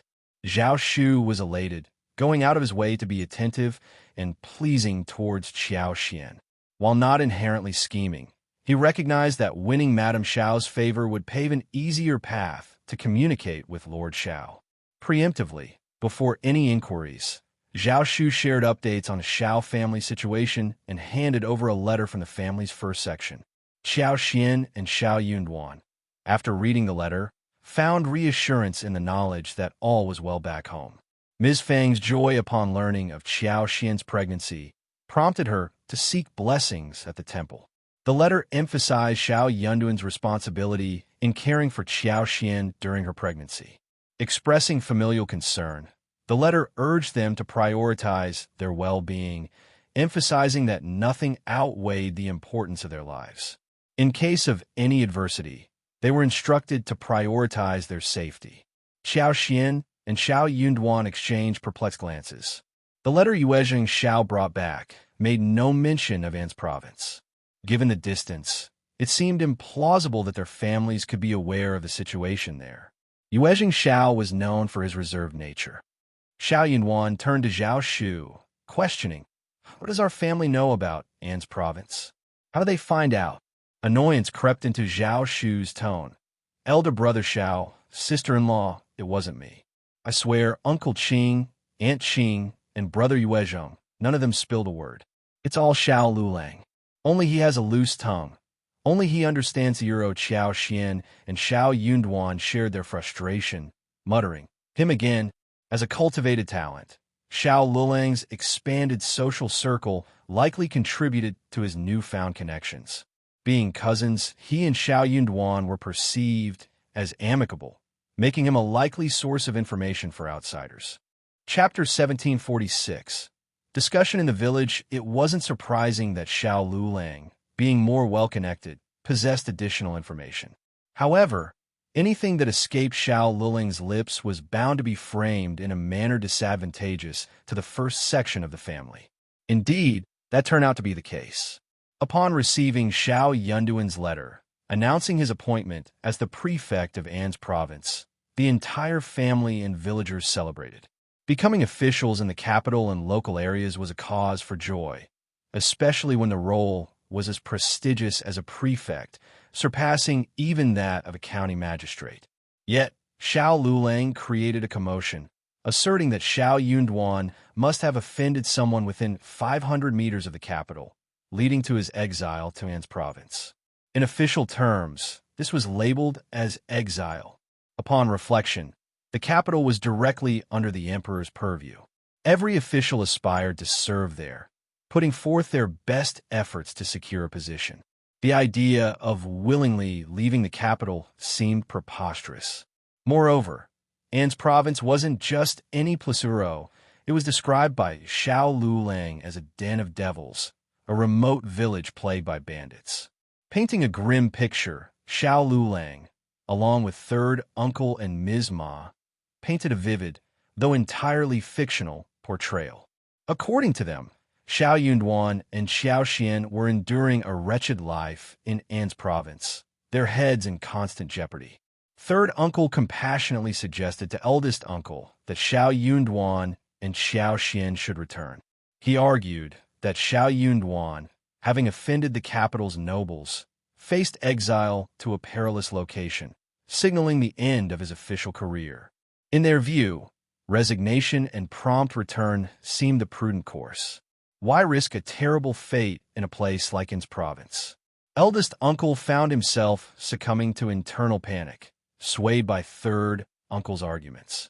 The notion of family outweighing all else resonated with Himuro. They lacked nothing at home, and even if Xiao Yunduan relinquished his official position, it should matter little. Life was the paramount concern. Ms. Fong, incensed, scolded third uncle and chided eldest uncle for his perceived foolishness. Is Yunduan foolish? Does he lack a plan? He surely has reasons for his actions. Do you possess greater insight than him? Does the third branch know more than him? She dismissed the notions of offending nobles, exile, and bandit nests as baseless, attributing them to Xiao Lulang's nonsensical ramblings. She questioned his authority to speak on the capital, labeling him as foolish and spouting nonsense, highlighting her trust in her son.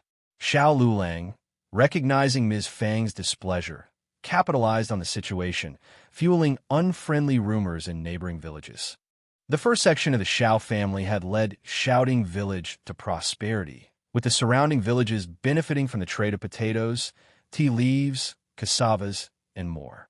While many expressed gratitude, envy and jealousy were inherent in human nature. Certain individuals harbored ill will, eager to hear negative news about their prosperous neighbors. Regardless of the veracity, they propagated it as truth, reveling in the misfortune of others. The Xiao family's first section, enraged, found themselves powerless against this tide of malicious gossip. Zhao Shu arrived at this moment. Furious, Zhao Shu stepped in to support Xiao Yunduan and Xiao Xian. As a wealthy man from prosperous Jiang and Hangzhou, his credibility far surpassed that of Xiao Lulang. His arrival in Shouting Village brought assurance and credibility to counter the malicious rumors. Chapter 1747. Clarification. Zhao Shu felt that the current situation warranted more clarification. He dispatched someone to the province to inform Yuezhing Xiao about the misunderstandings and requested his presence if he could spare the time. Yuezhing Xiao, having recently visited An's province, possessed first-hand knowledge of the circumstances. Putting aside his responsibilities, he promptly made his way. A sense of remorse engulfed him. Who could have foreseen such complications arising from simple letter delivery? Yuezheng Xiao sought to dispel the rumors, offering intricate details about the prosperous state of An's province. Lord Xiao and Madame Xiao thrived there, and Xiao himself had developed a fondness for the region during his extended stay. In fact, he had left his managers and assistants there, with plans to expand the Yuezheng family's business by acquiring a few shops. Why would I invest if things were amiss? He countered. Regarding the bandit rumors, Xiao clarified that it was a historical misconception based on the region's terrain. While there were once fugitive bandits in the mountains, it was not a current reality. Addressing the misconception about Lord Xiao's move to An's province, Xiao debunked the notion of exile. Instead, it was a strategic move to gain valuable experience for future promotions, a common practice in bureaucratic circles. In a stern plea, he urged everyone to refrain from spreading baseless rumors. Lord Xiao's return should not be marred by malicious gossip, and Xiao hinted at potential consequences for those who engage in such activities. The first section of the Xiao family straightened up. Most people came to a realization and expressed, "I see." Everyone felt assured and started to comfort Ms. Fong and the others. The gossip mongers found themselves gripped by fear, regretting their loose tongues and praying that Xiao Yunduan wouldn't return seeking retribution. Suddenly, these very individuals became the most vocal defenders of Xiao Yunduan, vehemently claiming they were misled by false rumors. Survival laws or nomological laws governed their actions. The wealth of the Yuezheng family and the even greater affluence of young master Zhao provided reassurance. Their proximity to Lord Xiao indicated his well-being to Euro. Why else would they maintain such close ties? In the world of merchants, materialism reigned supreme. Accusations of jealousy were hurled at Xiao Lulang and the third section of the Xiao family. Despite Xiao Lulang's genuine efforts to convey the truth, disbelief persisted. Frustrated, he couldn't resist venting even more scathing remarks. Ms. Fong took matters into her own hands, confronting the third section and accusing them of maligning her family. She warned that implicating Xiao Lulang in any harm that befell Xiao Yunduan would have dire consequences. Proposing a complete severance of blood ties, she suggested going separate ways to avoid future entanglements. A hushed silence descended upon the third section. The thriving state of the first section meant that Xiao Yunduan's potential lack of official status wouldn't greatly impact them. The couple from the second section, now a subject of ridicule, harbored regret, while the third section hesitated to sever ties. Third Uncle and Mrs. Ma, confident in their son's promising future, were unwilling to completely disassociate from the first section, even if they believed he outshone Xiao Yunduan. Xiao Lulang found himself in an awkward position, reluctant to take drastic measures. Opting for a more cautious approach, he chose to be labeled a chicken, a coward, a scaredy cat, and deferred the responsibility to his parents. Chapter 1748. Asking Xiao Yunduan, Ms. Fong sneered. If she wasn't willing, then shut up. Another word, and the third section would have no choice but to agree. The third section was furious, but they dared not utter a word. After the incident, Ms. Fong found Zhao Shu more and more pleasing to the eye. Had he not stepped forward to speak, suppressing the third section wouldn't have been as easy. Sooner or later, she would have to find an opportunity to deal with those ingrates from the third section. Tao Tao was also fuming about the matter. She adorned the gold hairpin with large gems that Xiao Xian had given her, flaunting various pieces of jewelry and pocket money to Xiao Xiaoji. Envy prompted Xiao Xiaoji to run back to Ms. Ma, choosing to vent there instead of crying in front of Tao Tao. Ms. Ma was envious too. Thinking of Zhao Shu only fueled Ms. Ma's frustration. If her daughter were to marry Zhao Shu, even as a concubine, had be so wealthy that Tao Tao wouldn't get the chance to flaunt. However, Ms. Ma also realized that it was just wishful thinking. Her son was destined for a high-ranking official position. How could her daughter be a concubine? She had to be the first wife. Ms. Ma comforted Xiao Xiaoji, assuring her that when her brother became an official, he would find her a wealthy family, better than Tao Tao's. Xiao Xiaoji continued to cry, feeling a mix of resentment and anticipation. She hoped her brother would attain official status soon, making her an official's daughter too. Bitterly, she pondered her Euro. How many more years could she wait? Why wasn't her brother becoming a recommended man, an advanced scholar, or an official sooner? If he failed to become an intermediate recommended man this year, would he have to wait another 3 years? How could he endure waiting for another 3 years? Xiao Xiaoji couldn't help, but Shiveruro Ms. Fong was highly content with the marriage proposal from the first section of the Xiao family, but she didn't immediately agree. Instead, she informed Zhao Shu that Xiao Yunduan was in charge of Tao Tao's marriage, so he needed to seek Xiao Yunduan's approval. As long as Xiao Yunduan gave the nod, Zhao Shu promptly conveyed his intention to visit An's province to seek approval. Though Lord Xiao didn't appear to show much interest in him, Zhao Shu sensed a tacit agreement. Otherwise, Lord Xiao wouldn't have ignored him, let alone permitted the visit. With a farewell to Tao Tao and a goodbye to Ms. Fong, Zhao Shu, accompanied by Uncle Qing and Aunt Qing, headed to An's province without hesitation. Upon encountering Xiao Yunduan and Xiao Xian, the content of the letter was evident from their brief conversation. Zhao Shu, unwilling to lie, disclosed the truth when questioned. Cursing inwardly, he hadn't even broached the serious aspects of his life, yet he found himself entangled in this scam. Xiao Yunduan sneered. This sixth cousin is quite the schemer. He enjoyed stoking the flames and exacerbating the situation. Concerns about Zhao Shu's potential official career arose. It seemed he might face trouble ahead. Despite the initial skepticism, Xiao Yunduan reconsidered his opinion of Zhao Shu, appreciating his willingness to support the family. The recent discussion about Xiao Lulang had left a lingering tension, but Zhao Shu had to set aside his intended remarks. He updated Xiao Yunduan and Xiao Xian on family matters, presenting the special gifts they had requested. Gradually, the atmosphere lightened. Chapter 1749. Zhao Shu's proposal. Zhao Shu and his servants took residence in the modest guest room within the eastern courtyard.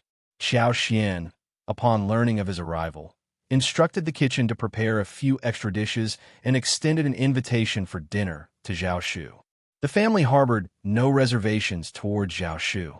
As he was destined to be their future son-in-law, there was no need to entertain suspicions. Eager to proceed, Zhao Shu, along with his hosts, shared a meal together.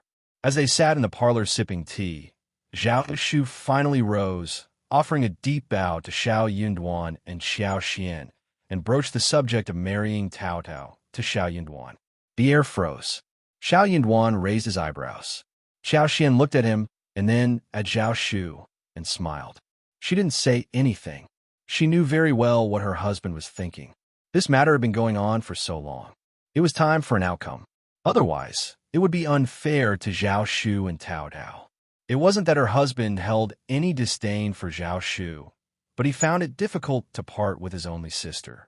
As Xiao Xian contemplated Xiao Yunduan's silence, on the verge of suggesting a need for further consideration, Xiao Yunduan interjected, "Is this how you propose?" Taken aback, Zhao Shu's nerves kicked in immediately. He stammered. "I'm very sincere, Brother Xiao. I promise to treat Tao Tao well, sparing her any grievances. I'll ensure her happiness every day. If not, Brother Xiao and sister-in-law, you can hold me accountable. I won't have any complaints a Euro, and I won't take a concubine, not even a maid. I'll be loyal to Tao Tao Euro." Xiao Yunduan shot him a glance, halting his rambling. Elder Brother Xiao Euro, unable to contain herself, Xiao Xian let out a snicker. This brother-in-law truly lacked any temper. Where could she find such a wealthy and easily manageable brother-in-law? After this instance, such opportunities would be scarce. Xiao Yunduan couldn't endure it any longer. If you want to propose, at least do it properly, right? Euro. Zhao Shu remained nervous, his thoughts in disarray. Brother Xiao, whatever you want Euro, I'll do it." Xiao Xian, unable to contain herself, burst into laughter. "Young Master Zhao, find a matchmaker to discuss this with our family. We lack nothing. Tao Tao is our only girl, and we can't bear to see her suffer. Xiao Yunduan shot his wife a glance, knowing she understood his intentions. Unlike Zhao Shu, who seemed oblivious. Ecstatic, Zhao Shu's eyes lit up. Really? Feeling a bit foolish, Xiao Yunduan threw him a look. Suppressing her laughter, Xiao Xian said, "Certainly true. Remember your promises to Duro. Treat Tao Dao well and spare her any suffering." Zhao Shu's grin reached from ear to ear. He nodded vigorously. "No worries, no worries. Sister-in-law, brother Xiao, rest assured. He'll treat Tao Dao well, I swear. No need to swear. We'll judge by your actions. If you disappoint Tao Dao, we won't let you off. Since you're genuinely interested, go and formally propose. Whether she accepts is up to Tao Dao." Zhao Shu continued nodding with a wide smile. "Yes, yes, yes. Thank you, brother Xiao, sister-in-law, for making my wish come true, hee. Chapter 1750. Consider it agreement. Certainly, Tao Tao would be willing. She liked Zhao Shu too, and their exchanged glances spoke volumes, despite their lack of physical intimacy. Tao Tao's blushes during their conversations were telling, and she had graciously accepted the thoughtful and expensive gift he gave her. While the gifts weren't exclusively for Tao Tao, hers was particularly lavish and considerate.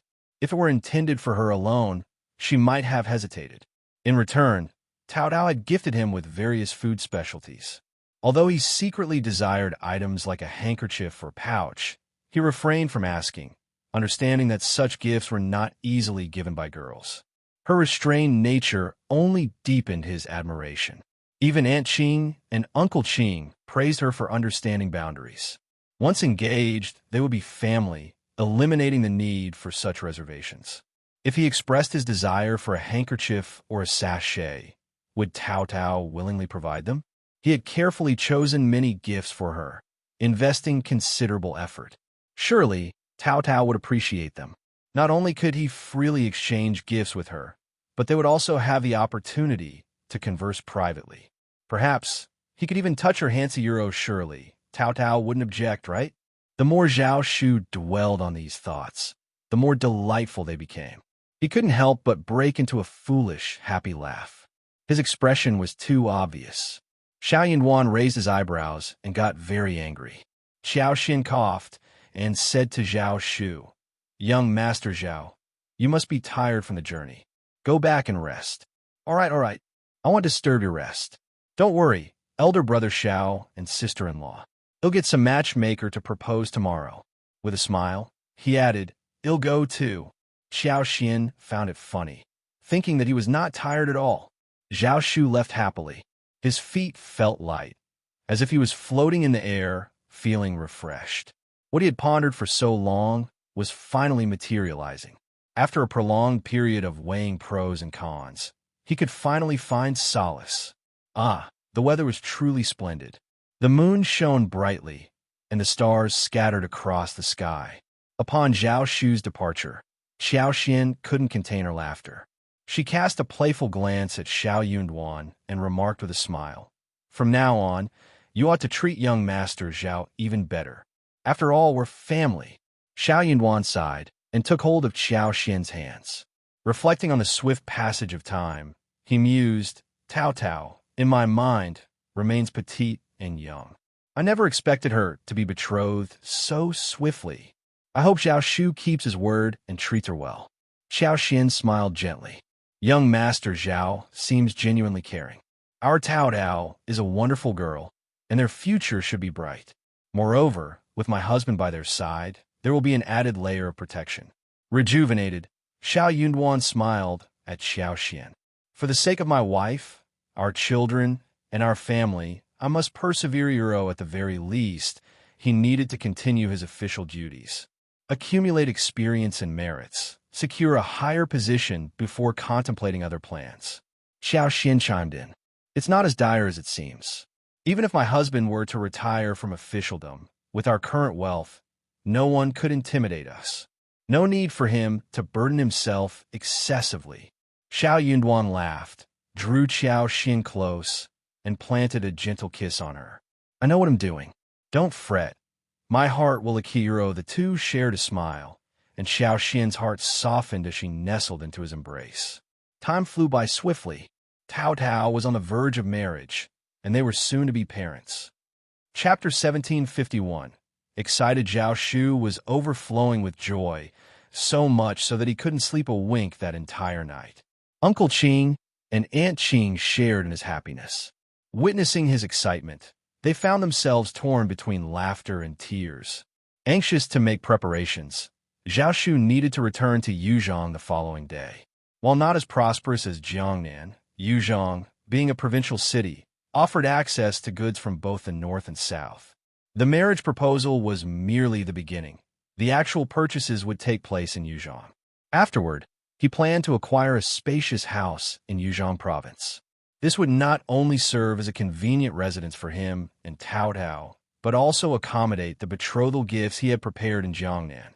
Anticipating his brother's extended stay in An's province, Zhao Shu considered buying a house there as well.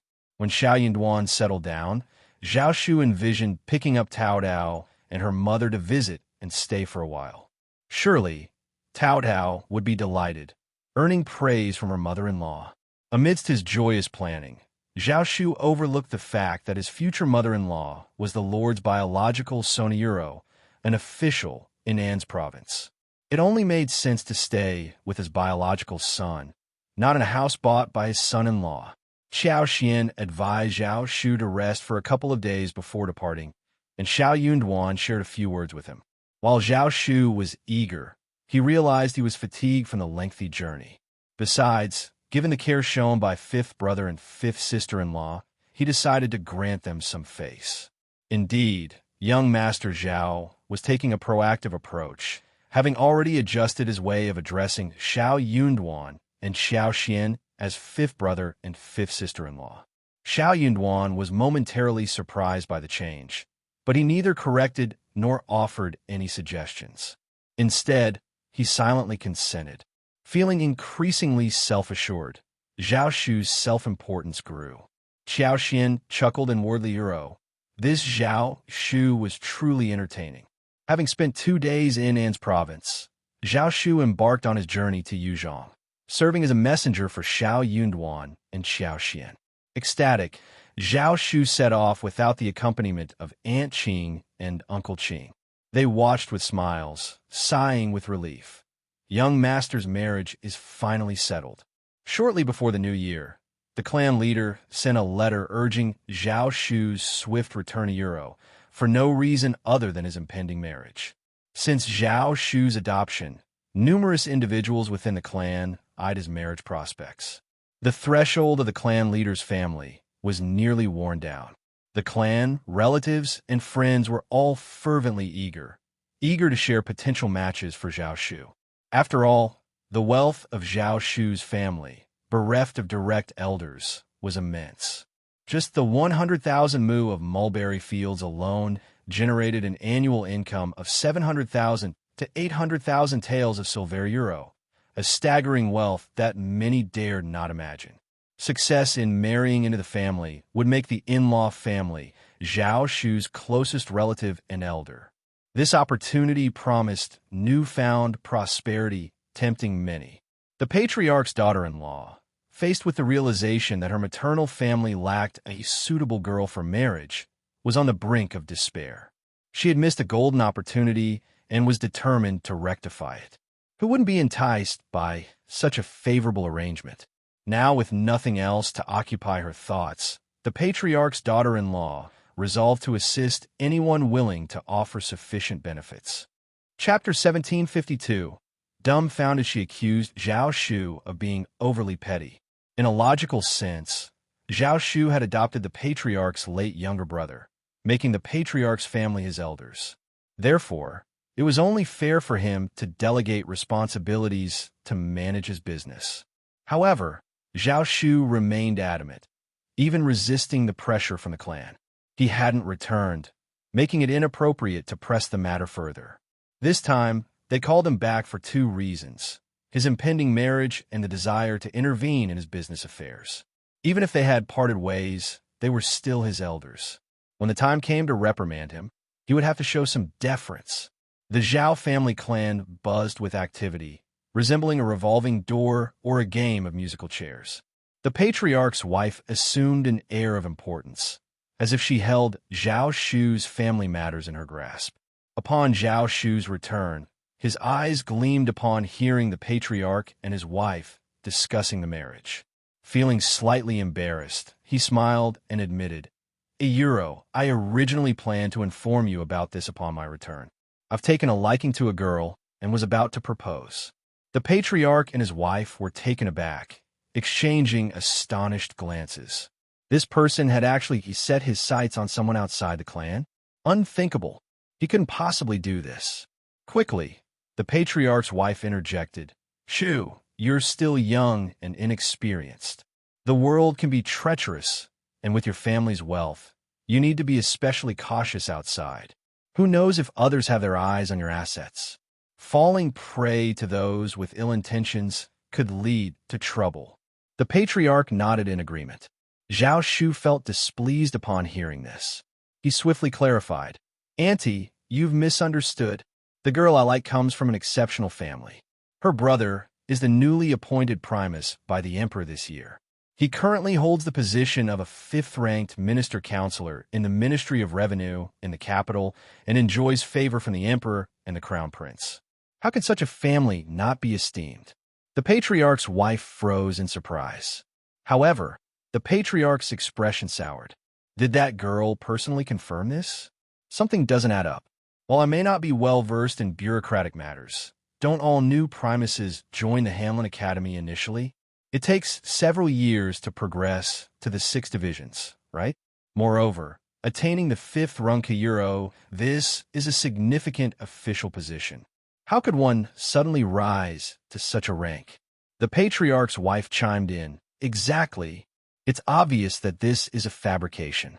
If you can concoct such a ludicrous lie, what does it say about your character, Auntie? Zhao Shu interrupted her unhappily. You've misunderstood. I spent a considerable time in the capital and happened to become friends with the newly appointed top scorer, Lord Xiao. I only discovered his sister later. How could this be a lie? No one would dare fabricate such a story. Brother Xiao is exceptionally capable and stands out among the primuses. The emperor and the crown prince hold him in high regard, so it's not surprising that he achieved a 5th-rank position at such a young age. If Uncle doubts my words, you can verify it by asking around in the capital. Though Zhao Shu felt a twinge of guilt for not disclosing Xiao Yunduan's impending departure from the capital, he wasn't lying to Euro. Everything he said was true. While working with Xiao Xian to resolve the Zhao family's issues, he refrained from divulging certain details to maintain credibility. Yet, he wouldn't permit anyone to besmirch Tao Dao and the Xiao family. He went so far as to enlist Uncle Qing and Aunt Qing as witnesses to support his claims. Chapter 1753. The Liu family won't do it. Uncle Qing and Aunt Qing exchanged nods in agreement. These two were not just ordinary aides. They were pillars of support left by Madame Zheng for Zhao Shu, and their words held immense weight. The patriarch and his wife found themselves unable to counter their stance. Sharing a meaningful glance, the couple realized they had no choice but to let go of their objections. Zhao Shu's choice in marriage surpassed the standards set by his family. There was no logical reason for him to reconsider.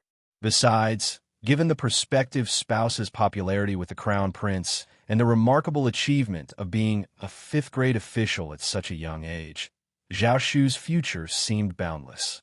The patriarch dared not risk offending such a significant figure easily. With a few words of blessing, the patriarch dismissed Zhao Shu, leaving him to rest. Once Zhao Shu departed, an unspoken conversation passed between the patriarch and his wife. The patriarch sighed, breaking the silence. Let it be. Regardless, Shu treats us well. His choice will benefit the Zhao family in the long run. His wife sighed in agreement. Though lingering reluctance remained, they had to concede. Zhao Shu's generosity, especially during festive occasions, was undeniable. The New Year's gifts and the 15th of August brocade, with each piece valued at 300 taels of silver, showcased his affluence. The silver alone amounted to a generous sum of 5,000 taels. Comparatively, Zhao Mu paled in comparison. The matter seemed settled, but when the patriarch's wife confided in her cousin, Mrs. Liu, about Zhao Shu's choice, Mrs. Liu was taken aback and displeased.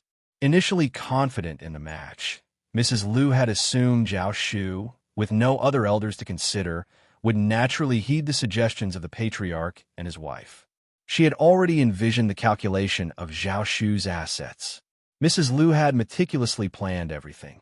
Once her youngest daughter was engaged to Zhao Shu, she intended to have them married within the next 2 to 3 months. Considering Zhao Shu's age, it was high time for him to settle down. Post-wedding, she envisioned a stint at Zhao Shu's residence to assist her daughter in managing the household. Anyone deemed unruly or disobedient would be promptly dismissed. Her strategic move involved entrusting her son, daughter-in-law, 2 other daughters, and son-in-law with the responsibilities of the Zhao family's business. They were family, and Mrs. Liu insisted on their active involvement, unwilling to let outsiders take charge. Mrs. Liu felt empowered to scheme in such a way because she perceived Zhao Shu as vulnerable, lacking parents or siblings. In due time, she would become his mother-in-law and the closest elder in his Lifiero. How could he possibly resist? Mrs. Liu went so far as to inquire about Zhao Shu's assets, piecing together enough information to fuel her excitement. As she shared her plans with her family, excitement rippled through them as well. Despite Mrs. Liu and her husband urging caution and discretion about their newfound wealth, their secrecy didn't last long. Once the news broke, it spread like wildfire. The sons and daughters-in-law of the Liu family, unable to contain their enthusiasm, inadvertently leaked the information. Despite fervent warnings to keep it under wraps, word got out. Rumors echoed throughout the community, with even the youngest child in the neighborhood supposedly aware that the Liu family's youngest daughter was on the verge of marrying the wealthiest man in Yingzhou Zhao Shu. The Liu family's fortune seemed destined to soar. Just as the Liu family reveled in their imminent prosperity, the wife of the Zhao family's patriarch abruptly instructed them to abandon their plans. Letting go of such aspirations proved to be an unbearable task for the Liu family. Chapter 1754. Bewitchment. Mrs. Liu seethed with anger, her chest turning cold, and her vision threatening to black out a euro. She was on the verge of fainting. The audacity of the situation felt like an outright betrayal. Had it not been for her appeal to the patriarch's wife for assistance, Mrs. Liu might have unleashed a torrent of curses. This level of manipulation was beyond acceptable.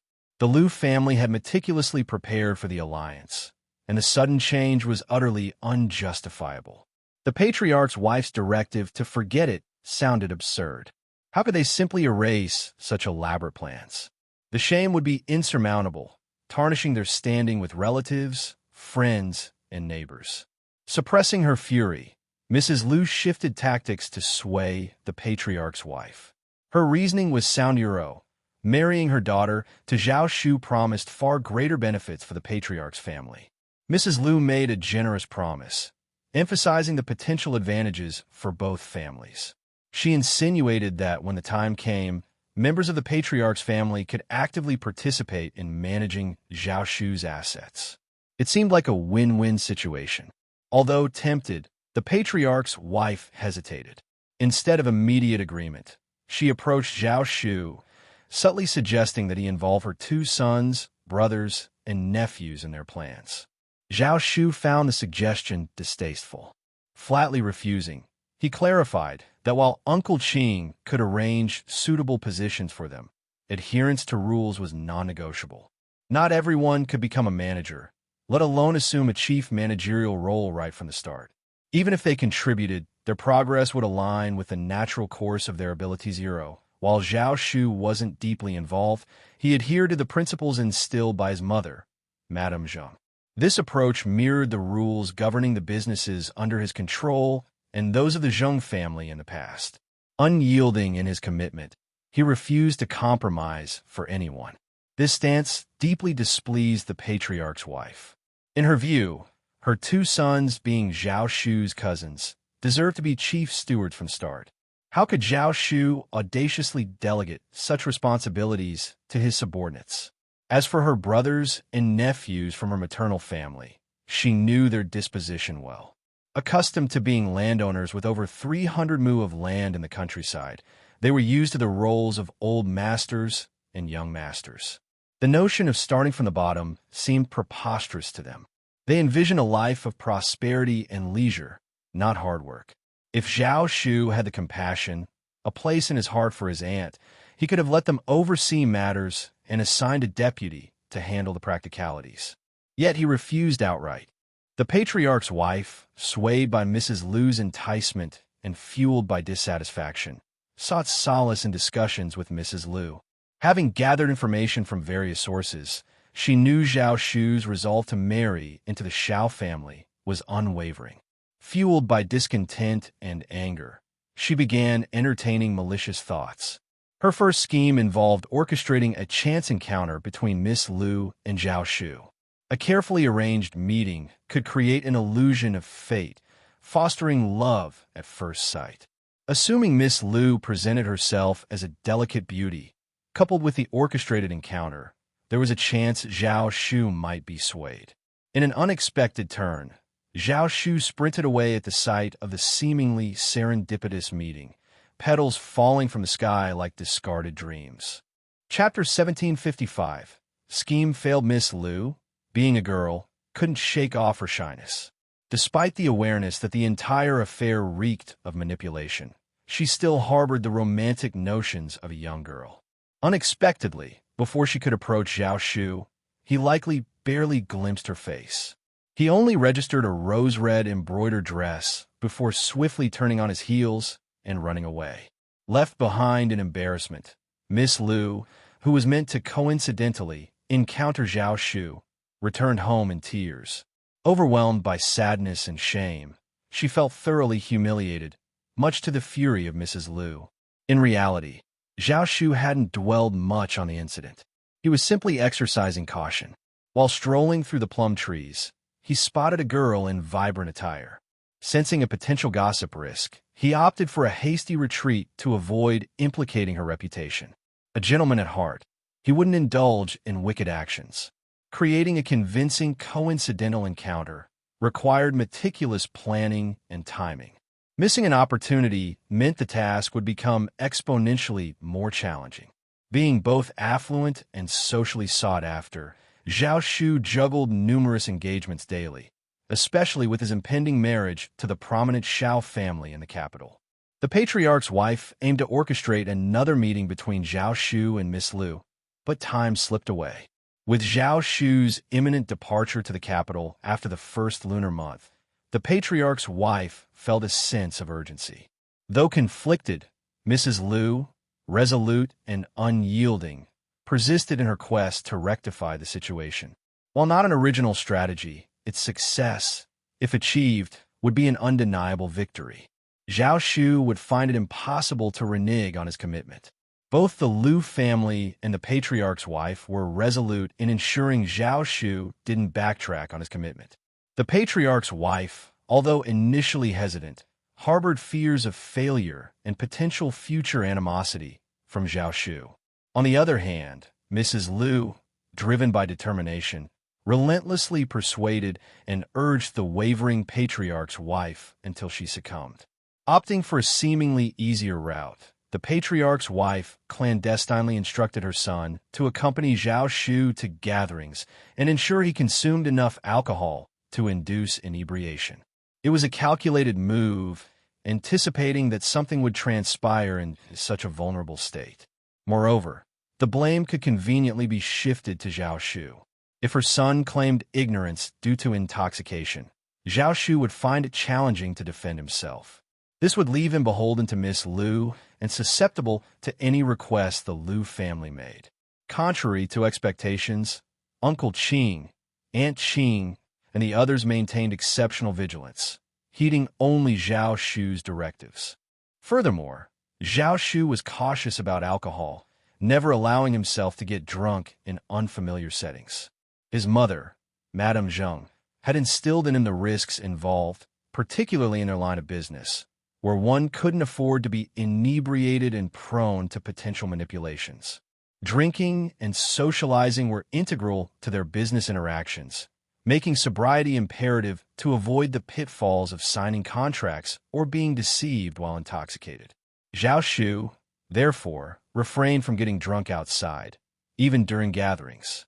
Uncle Qing and the others were unwavering in their commitment to shielding Zhao Shu, preventing any unwanted approaches. As the spring festival drew to a close, the patriarch's wife and Mrs. Liu found themselves without an opportunity to execute their plan. Chapter 1756. Zhao Shu won't go the patriarch's wife's side. Tired, mentally tired. Why don't we forget about this matter? She didn't have much confidence after failing for so long. However, Mrs. Liu wasn't willing.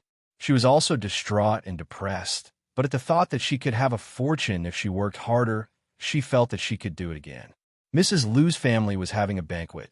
As the patriarch's wife, she asked her two sons to go and bring Zhao Shu along. But Zhao Shu refused to go no matter what. With utmost transparency, Zhao Shu addressed his two cousins. I've heard numerous baseless rumors about my supposed intention to marry Miss Liu. It's absolute nonsense. I can't risk attending the Liu family's event. Those rumors might resurface. I wouldn't want to jeopardize Miss Liu's reputation I'd be terribly embarrassed. While Zhao Shu believed the matter wouldn't significantly impact him, given his impending marriage, the widespread news of his union with the Xiao family served as a countermeasure to suppress rumors circulating in the Liu family. Despite the geographical distance between the Liu family and the Zhao family, the rumors managed to infiltrate Zhao Shu's domain, necessitating his caution. Zhao Shu's rationale resonated with practical idiot. Faced with such a situation, avoiding potential suspicions became a logical choice. The patriarch's two sons sighed inwardly, recognizing their mother's plot. While they harbored dissenting opinions, their mother kept them in the dark about her intentions. They felt compelled to feign ignorance and refrain from broaching the subject proactively. Involving reputations and delicacy, this matter demanded discretion. Whether Zhao Shu or Miss Liu, their personal matters should remain private. Despite the sons' subtle objections, their mother seemingly feigned ignorance, coercing them into bringing Zhao Shu to the Liu family event. Reluctantly, they acquiesced to her insistence. Zhao Shu's eloquent words made them heave a sigh of relief. They had something to say to their mother. The patriarch's wife was a little angry and embarrassed. She called Zhao Shu over to persuade him nicely. She smiled and said something like, "The innocent are innocent," so that Zhao Shu didn't have to care. No one would believe that nonsense. Moreover, the more he hid, the more problematic it was. If he went openly, no one would be able to say anything. Zhao Shu was still unwilling. He had his own reasons. He, Zhao Shu, had nothing to do with the Liu family, and their family had nothing to do with the Liu family. Why should he go? He wanted to ride on his cousin's coattails. Wasn't this obvious that outsiders would think that there was a problem? The patriarch's wife couldn't say anything, but she couldn't show her intentions too clearly. She was helpless unexpectedly. Mrs. Liu was unwilling to give up. She sent her son over and asked them to bring Zhao Shu home no matter what. Uncle Qing and Aunt Qing could not take it anymore. The two young masters of the Liu family did not even get to see Zhao Shu. Perhaps Zhao Shu was still in a daze and did not know anything, but he could not hide any clues from Uncle Qing and Aunt Qing. The two of them vented their frustrations silently, muttering "shameless" under their breaths. The audacity of the failed scheme irked them, yet the Liu family dared to brazenly intrude on their territory in an attempt to reclaim Zhao Shu. How audacious! Did they truly believe their young master would succumb to bullying without anyone to defend him? The term calculate crossed their minds, reflecting the underhanded nature of the Liu family's actions. Simultaneously, they couldn't help but feel gratitude for their young master's fortunate association with Lord Xiao and Madame Xiao. The prospect of him marrying Miss Xiao Tao brought a sense of relief and hope for a brighter future. Chapter 1757. sisters falling out otherwise. If the patriarch and the patriarch's wife were to arrange a marriage for their young master, he would likely not reject them. The mere thought sent shivers down their spines, contemplating the potential consequences. Shocked, they found solace in the belief that it was a heavenly blessing from Madame, ensuring their young master's good fortune. Gratitude washed over them, recognizing his stroke of luck. Unable to engage in gossip, Uncle Qing and Aunt Qing refrained from divulging any information. Nevertheless, their concern for Zhao Shu led them to suggest a timely departure to the capital, offering assistance to Lord Xiao and Madame Xiao if needed. Zhao Shu readily agreed, deciding to bid farewell to the patriarch after the 15th day of the first lunar month. Departing for the young masters of prominent families involved a meticulous process. They packed their belongings, bid farewell to their elders, and could only truly set out after the 20th of the first lunar month. Lengthy farewells with relatives and friends extended the departure timeline, spanning at least 10 days to half a month. Once the matter was settled, they could leave within a few days, bringing relief to Uncle Qing and Aunt Qing. Unexpectedly, the Liu family faced a setback. With Zhao Shu's family matters resolved, the Liu family's previous boasts turned into a source of mockery. Countless people derided them behind closed doors, though none were foolish enough to explicitly convey the ridicule to the Liu family. However, an exception emerged. During a banquet hosted by the Liu family, Miss Liu and sister-in-law entertained a group of young misses and madams. Among them were those who harbored ill feelings towards Miss Liu. Coincidentally, there was a quarrel. The other party was angry and spoke too quickly, so they used this matter to mock Miss Liu. Due to this ordeal, Miss Liu found herself overwhelmed with shame and resentment. She even harbored bitterness towards her mother, feeling that the matter had not been truly resolved but had instead spread far and wide. Unable to face the embarrassment, she was on the verge of hiding from everyone. To her dismay, the mockery didn't end. In front of a gathered crowd, people openly taunted her, and snickers echoed from the onlookers. Blushing with embarrassment, Miss Liu covered her face and fled, tears streaming down her cheeks. The two daughters-in-law of the Liu family shared in the embarrassment, and witnessing Miss Liu's distress made others uncomfortable. Swiftly changing the topic, they attempted to divert attention away from the awkward situation.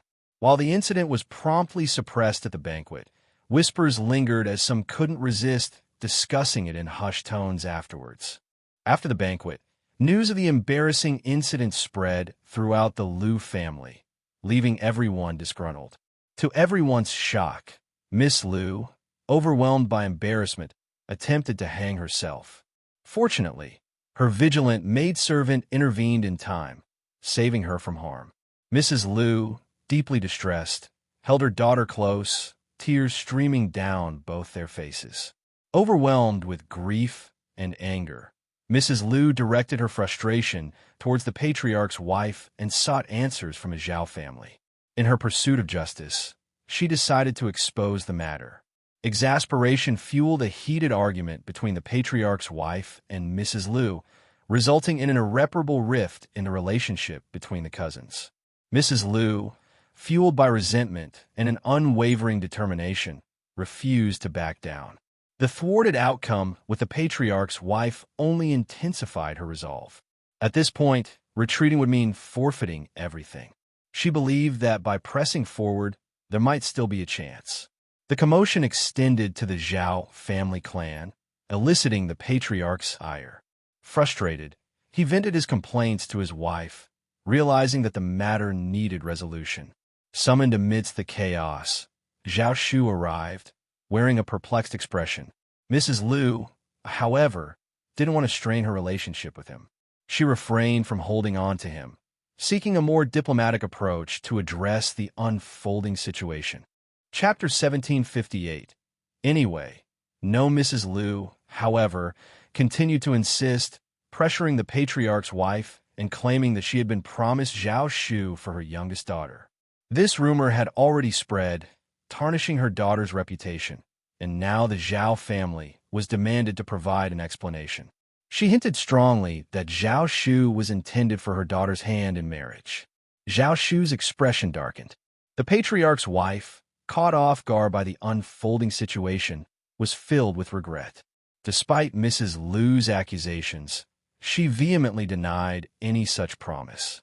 Zhao Shu could clarify that while he might have entertained the idea in the past, no formal steps like proposing or exchanging birth dates had taken place. It wasn't a valid commitment.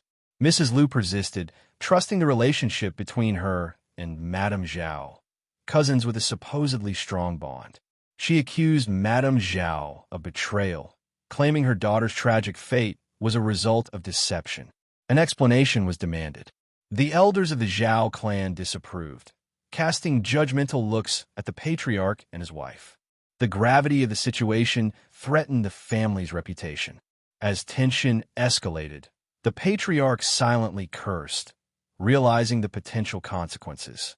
If a death were associated with this dispute, his position as patriarch might be jeopardized. Mrs. Lu remained relentless, pushing the boundaries dangerously. In truth, the Lu family held the incorrect stance, and the patriarch's wife had made a grave error in her hastiness. Had the patriarch's wife not been so quick to make promises without verifying the facts, the Lu family would have remained silent. The blame rested on her for pursuing a faulty narrative. Some believe that when Zhao Shu returned and clarified his existing commitment to another family, the patriarch's wife should have decisively quashed any aspirations the Lu family harbored. Yet, unbeknownst to many, she was hatching a covert plot against Mrs. Lu. It's a small community. Did they truly believe their schemes would go unnoticed? The public merely played ignorant. In the end, their machinations backfired, and they ended up causing harm to themselves. These two individuals were far from virtuous, but dwelling on that was futile. The immediate concern was resolving the issue and pacifying the Lu family. Within the Zhao clan, there were those who reveled in Zhao Shu's misfortune, eagerly anticipating his downfall out of sheer jealousy. Zhao Shu's affluent background, coupled with his lack of familial restrictions, fueled envy and resentment. These onlookers couldn't wait for his fortunes to take a turn for the worse. Hence, taking a diplomatic approach, they suggested Zhao Shu marry Miss Lu. After all, he wasn't bound to the Shao family through engagement, making it a family matter that required respect for the elders and their priorities. Given Lord Shao's refined education, it was presumed he'd comprehend the situation. Numerous heads nodded in agreement. Considering the Shao family's distance from the capital, they wouldn't be adversely affected.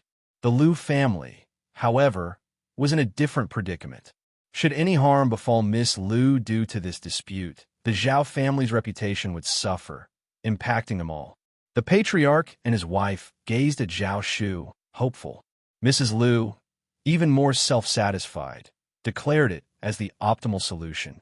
She lavished praise on her daughter, extolling her virtues, sensibility, intelligence, and beauty. Once married into the Zhao family, she promised, Miss Lu would dutifully care for her elders, tend to her husband, and raise her children with utmost dedication. Mrs. Lu confidently envisioned her daughter becoming the ideal daughter-in-law for the Zhao family. Chapter 1759. Not giving any face, infuriated, Zhao Shu vented his anger, scolding the Zhao family relentlessly. He made it clear marriage to a girl from the Lu family was out of the question.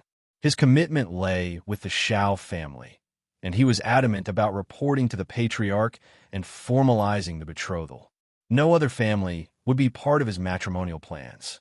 He wouldn't let anyone undermine this decision. He viewed his marriage seriously and was prepared to face any legal battle or financial strain that arose from this dispute. Compromise was not an option. Defying all odds, he asserted, let them try if they have the audacity.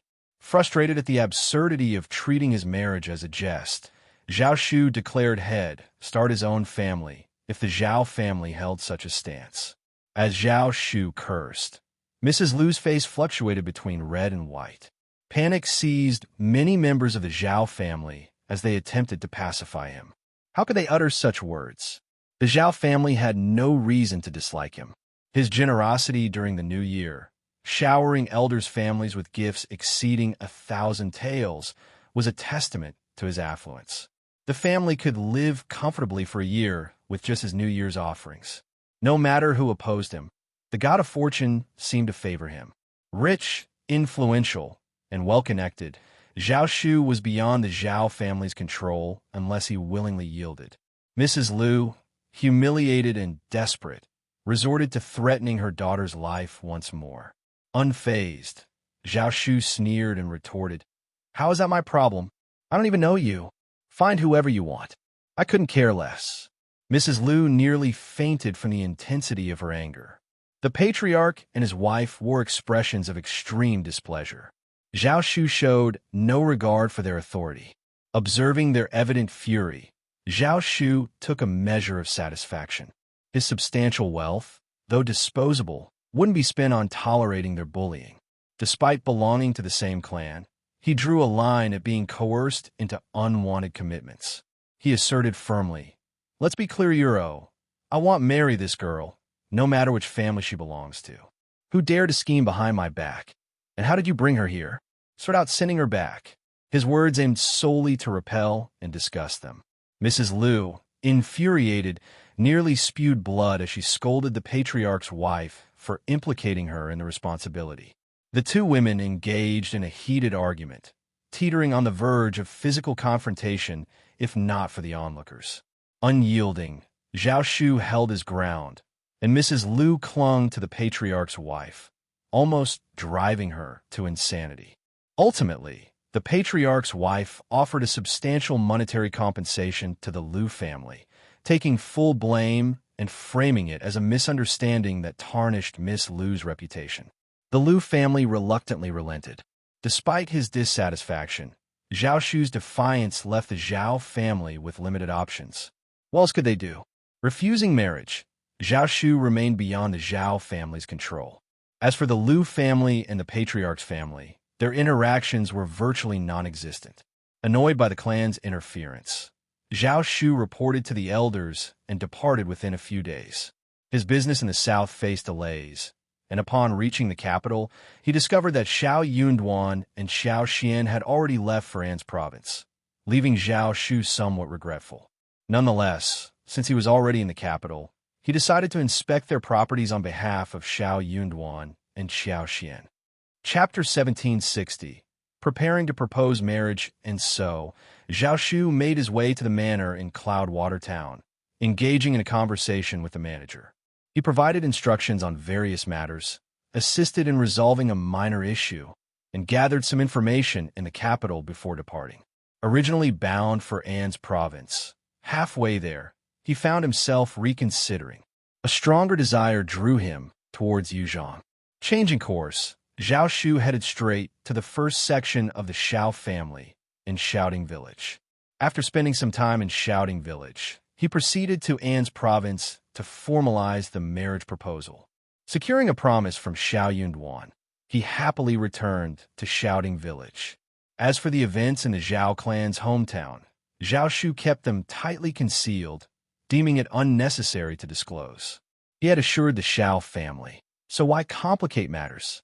Perfectly resolving the situation, Zhao Shu arrived in Yuzhong province and visited Yuezheng Xiao. Brimming with pride, he shared the news of his impending daughter-in-law, receiving blessings from Yuezheng Xiao, who even accompanied him for city shopping. They even invited a matchmaker from the provincial city. Overflowing with gratitude, Zhao Shu praised Yuezheng Xiao as a good man, offering his assistance in the future. Yuezheng Xiao couldn't help but chuckle, finding Zhao Shu's enthusiasm amusing. Little did he know, Zhao Shu harbored a hint of guilt towards him. Preferring Tao Dao, Zhao Shu perceived Yuezheng Xiao, close to the Xiao family, as a potential rival. Misunderstandings fueled his suspicion, only to realize later that he had misjudged. Although unknown to others, he carried the weight of this self-aware guilt, feeling he had let Yuezheng Xiao down. If Yuezheng Xiao knew what he was thinking, he would be caught between laughter and tears. Tao Dao was a good girl, and if the two families got married, they would be closer to the Xiao family. Yuezheng Xiao had such a thought, but he soon gave it up. The daughter-in-law of a big family, like the Yuezheng family, was not someone a girl like Tao Tao could deal with. In contrast, Zhao Shu's family dynamics were simpler, making him a more suitable match. With everything prepared, Zhao Shu led his men to Hashan County, where they stayed at an inn. Aunt Qing was entrusted with delivering Xiao Yunduan's letter to the Xiao family, outlining his opinions on the marriage. The matchmaker arrived, and Ms. Fong, overjoyed, couldn't stop smiling. She gladly accepted the proposal, and the marriage was officially arranged. Tao Tao, secretly elated, felt as if a weight had been lifted from her heart. Fifth brother and fifth sister-in-law gave their approval, indicating that she had chosen wisely. It was indeed a cause for celebration. The exchange of birth dates took place, with Aunt Qing bringing along invaluable jewelry, clothes, and precious gold and jade ornaments symbolizing auspiciousness. She personally made arrangements with the sect, paving the way for the betrothal and marriage discussions. With no direct elders in Zhao Shu's family, and the patriarch being distant, he took it upon himself to oversee the negotiations. Chapter 1761. A fight. The prospect of having a private conversation with Tao Tao filled Zhao Shu with joy. However, he hadn't anticipated that the Xiao family would stir up another commotion due to this marriage. Being the daughter of the first section of the Xiao family, Tao Tao's hand in marriage had been off-limits due to Xiao Yunduan's influence. Although some hopefuls had initially tried, Ms. Fong promptly rejected their advances, causing them to abandon their aspirations. People had witnessed Xiao Yunduan's capabilities, dissuading anyone from attempting anything unconventional. The first section of the Xiao family wasn't easily fooled. Curiosity buzzed in the air as everyone wondered about the family Tao Tao would be betrothed to. When a matchmaker finally entered the first section of the Xiao family and left with joy, Shouting Village erupted in excitement. Tao Tao's impending marriage became the talk of the village. Speculations ran wild about which fortunate young master would be marrying Mr. Primus' sister. The first section of a Xiao family was suddenly bustling with activity, as many came to inquire. Amidst the joy and anticipation, Ms. Fong knew what was coming. Young Master Zhao was a commendable man, and Tao Tao would surely find happiness with him. However, worries surfaced about the failed attempt of the third branch to inform Xiao Xiaoji about Zhao Shu. Now aware of the situation, Ms. Ma and third uncle might cause a scene. Yet Ms. Fong reasoned that as Tao Tao's future husband, Zhao Shu would eventually visit the Xiao family. The matter couldn't be hidden, and it was, after all, a joyous occasion. There was no need to keep it secret, and whenever someone inquired, the first section of the Xiao family shared the news openly. When everyone heard this, they were stunned for a moment before smiling and congratulating them. Young Master Zhao had been to the first section of the family of the Xiao family for so many times, and he came here whenever he had nothing to do. He had thought that it was strange, but it turned out that he was here for Tao Tao. That made sense. As for Ms. Ma and third uncle who were interested in Zhao Shu, they did not mention it in front of the first section of the family of the Xiao family. They were not stupid enough to bring it up in front of them. What good would it do them if they caused trouble for the first section of the family? Even those who were envious did not dare to say anything. They were afraid that they would be scolded if they said it. But Ms. Ma and third uncle were different. When they found out about this, their first reaction was disbelief. Impossible. After confirming that it was true, Ms. Ma slapped her thighs and shouted at third uncle angrily. Listen to this. What is happening? What is happening? The first section of the family is bullying us. I'm telling you, this isn't over. Xiao Xiaoji was also stunned. She covered her face and ran back to her room in tears. Ms. Ma's fury was so intense that she neglected to console her saddened daughter. Instead, she hastened to the first section of the Xiao family with third uncle. Anticipating a clash, many villagers had their eyes on the unfolding drama. Observing the couple's rapid approach, a curious crowd trailed behind, eager to witness the spectacle. Upon reaching the first section, Ms. Ma and third uncle unleashed their anger, demanding answers. In the midst of a joyful occasion, their intrusion created tension. It seemed as if these two were determined to sour the celebration, portraying the first section of the Xiao family as the ones at fault. Annoyed by their baseless accusations, Ms. Fong responded with a cold and dismissive tone. Chapter 1762. The truth. Ms. Ma's eyes blazed with anger, and through gritted teeth, she lashed out, "Sister-in-law, you are shameless. You married off Tao Tao, and now you do this to Xiaoji? What has she done to deserve her uncle and aunt scheming against her?" Third uncle, equally furious, interjected, "Elder brother, what are you saying? You claim to care about your brother and treat us well, and yet you treat us like this? Explain yourself, or this won't end." Eldest uncle sighed, his face turning red. "I knew this marriage wouldn't happen, but you insisted on it. I knew it." These words only fueled the anger and sense of injustice for third uncle and Mrs. Ma. They demanded an explanation from the first section of the Xiao family, escalating the confrontation. Ms. Fong couldn't tolerate it any longer. "Enough. Silence. Your elder brother might tolerate your nonsense, but I won't. Reflect on whether you even deserve an explanation. What do you think you're doing? Instead of questioning us, question your own worthiness." "You," third uncle seethed. "Master Zhao initiated the proposal through a matchmaker. I have every reason to accept such a good marriage. What's wrong with that? What do you mean by snatching? This was Master Zhao's decision. He willingly chose to marry into our family. Is that not his prerogative? Are you implying they should remain unmarried unless it's to your family's liking? Your arrogance knows no bounds." Ms. Ma exploded. "We were the ones who noticed Master Zhao first." Ms. Fong retorted, "That's even more absurd. Marriage involves two families, not just your whims. If both families agree, it's called a marriage. Should they only accept your family's decisions and be forbidden from marrying anyone else? Your arrogance is unbelievable."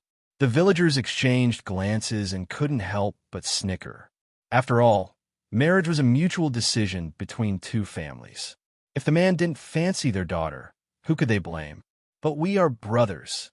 Third uncle erupted in anger. "We informed Xiaoji about Master Zhao first, and even asked you to mediate. Instead of helping, you chose to marry Master Zhao. Are we still considered brothers to you? Is there no limit to your audacity?" Ms. Fong grew equally irritated. "Third brother, are you forcing me to disclose everything?" Unfazed, third uncle and Mrs. Ma aggressively retorted, "Go ahead. What are you afraid to say? Your excuses won't hold." Ms. Fong responded firmly, stating the facts. "Your family isn't the only one interested in Master Zhao. There are others too. But did you ever consider that just because you like him doesn't mean he reciprocates? He hails from a wealthy southern family, possesses charm, and has a good personality. He has his pick of any girl. Other families may fantasize, but you directly approached him. Why is it surprising if he rejects you? Had our Yin Duan not become an official, even if Master Zhao fancied Tao Tao, I wouldn't have consented to this marriage. It's better to be grounded and self-aware. Third brother, don't take offense at my blunt words. You initiated trouble, and I had to make things clear for you to understand. That's the reality. Do as you please. If you insist, I won't argue further." Chapter 1763. Exactly, no matter what, our family hasn't wronged you. We maintain a clear conscience. The villagers couldn't help but nod and murmur in agreement. Indeed, young Master Zhao's lineage and demeanor are unparalleled. Being in the first tier of the family sets him apart. Absolutely. I do wish for young Master Zhao to be my son-in-law too. A dream-worthy match, alas, beyond my grasp. Huh, precisely. Who wouldn't desire such a son-in-law? Sister-in-law Fong has no grounds to refuse such a distinguished family, just because the third branch has set their sights on them. What a waste. Quite so, I wouldn't refuse either. It's Ms. Ma and her husband who are overreaching. Third uncle and Ms. Ma were so incensed by Ms. Fang's words that they grew even more agitated. Ms. Ma nearly lunged at Ms. Fong, only to be restrained by the family servants. Ms. Ma exclaimed loudly, "What's so impressive about your son being a minor official? He can't even hold his ground in the capital, banished by the aristocrats to remote villages. That's his lot in life. He has no future, no prospects. My Lulang will rise to high office. Just wait and see. This isn't over. Enraged, Ms. Fong slapped Ms. Ma across the face. Ms. Ma retaliated, but was held back by the family servants. Third uncle wanted to intervene, but the stern gazes of Xiao Sanlang and the others froze him in fear. Instead, he directed his anger towards eldest uncle, cursing under his breath. Ignoring him, Ms. Fong pointed at Ms. Ma. You dare curse my Yunwan? They'll shut that mouth of yours. What do you know of politics? Let me warn you again, watch your tongue, or you'll find trouble knocking at your door. And by then, the whole family will rue the day. Young Master Zhao is here proposing marriage, proof that my Yunwan is flourishing. You belittle my Yunwan. Ha! Why not acknowledge how much prestige your family has gained from this? Lulang roams freely under the guise of being Yunduin's blood cousin. He ingratiates himself with this person and that, as if our family remains oblivious. All for our family's benefit. Am not as accommodating as you when it comes to being taken advantage of. Yet now you slander and disdain me. Since you hold me in such contempt, why not just end our association? Dare the two of you agree to that? Ms. Ma and third uncle glared fiercely, still seething with anger, yet refrained from further comments. Could they really sever ties? The cautionary tale of the second branch loomed before them. They resisted, unwilling to relent. Though they harbored a belief in Xiao Yunduin's resilience, they remained adamant in their stance. Ms. Fong ordered someone to release Ms. Ma, her tone laced with scorn. Let me be unequivocal. Tao Tao and young Master Zhao are destined to wed. Keep your tongues in check. Should anyone dare besmirch Tao Tao or our family over alleged coercion in this cousin's betrothal, they'll face my wrath. Ms. Ma and third uncle simmered with rage, but dared not retort. Ms. Fang's voice turned frigid. If there's nothing further, depart. Ms. Ma and her husband trembled with fury, their arrogance quelled. They muttered indistinctly before storming out, consumed by indignation. Chapter 1764. Tao Tao bullies when they left. The villagers who were watching the show said some consoling words to Ms. Fong and left as well. Ms. Niu and her husband were among the crowd as well. At first, they were so excited that they wanted to cheer and clap, hoping that they would start a fight. But Ms. Ma and her husband stopped after a while, and the two of them were not very excited at all. Ms. Fong is still so domineering. She has a son who's an official. How can she not be domineering? Otherwise, not many people would be eager to have an official in their family. Hearing this, Ms. Niu got discouraged again. She made up her mind to have her eldest grandson read the books and become an official in the future so that she could be domineering and domineering too. Their eldest grandson, Xiao Xianwen, had attended the village school the previous year, yet he harbored a strong aversion to education. Refusing to rouse early, he frequently arrived late, suffered headaches during writing and memorization tasks, and took frequent absences, resulting in a disarrayed academic record. Despite the familial discord between the first and second branches, their blood ties remained intact. Ms. Niu's obstinacy made it challenging for teachers to discipline her grandson, compounded by his academic struggles, leading to leniency from the instructor. In stark contrast, Xiao Junyan excelled academically, demonstrating proficiency in writing and recitation of classical texts like the Analects of Confucius and Mencius. The teacher even planned to introduce him to the spring and autumn period later in the year. With the family's newfound affluence and Ms. Niu's adoration for her grandson, Xiao Dalong endeavored to support her. However, Ms. Niu harbored suspicions toward Mei Qing, her stepmother, accusing her of orchestrating the discord. Consequently, Xiao Dalong defended Mei Qing, much to Ms. Niu's dismay. In moments of frustration, Ms. Niu would burst into tears, admonishing Mei Qing for alleged cruelty toward her eldest grandson and reproaching Xiao Dalong for allegedly prioritizing his daughter-in-law's interests over his son's well-being. In short, they were in a tizzy and no one could rest in peace. Mei Qing didn't dare to argue with her and cried in front of Xiao Dalong. Xiao Dalong felt sorry and guilty. In a fit of anger, He simply ignored his son and let his parents take care of him. Ms. Niu hoped so, but what did she know? She had taught him a lesson, and Xiao Xianwen became more and more useless. Thus, the second section of the family was in a tizzy and wild shrieks and howls for a period of time. In the end, it returned to Comnesiero Ms. Ma, and third uncle returned home dejectedly, full of anger. As soon as they entered the courtyard, they saw Xiao Xiaoji, who had run back into the house to cry, come out. Her eyes and nose were red. When she heard them return, she looked up at them with tears in her eyes. My daughter. Ms. Ma felt sorry for Xiao Xiaoji and started to cry too. Witnessing the scene, Xiao Xiaoji recognized the bleakness of their situation. Tears streamed down her cheeks once more as she and her mother clung to each other, their cries filled with despair. I can't bear Thizero Wiro Tao Dao is such a bully. I confess my feelings for young Master Zhao. But Shiyuro, she said no Thingiyuro if she also likes him. Why not speak up? Do you think I have a chance against her? She kept silent but schemed behind my back. She's just too Muchiro unaware of Xiao Xiaoda's inner turmoil. Ms. Fang's resolve wavered. Tao Tao is truly ruthless. Our family won't be pushed around. They'll confront them. Stop. Third uncle's voice dripped with scorn. What do you intend to do? Ms. Fang is formidable. Attempting to reason with her is futile.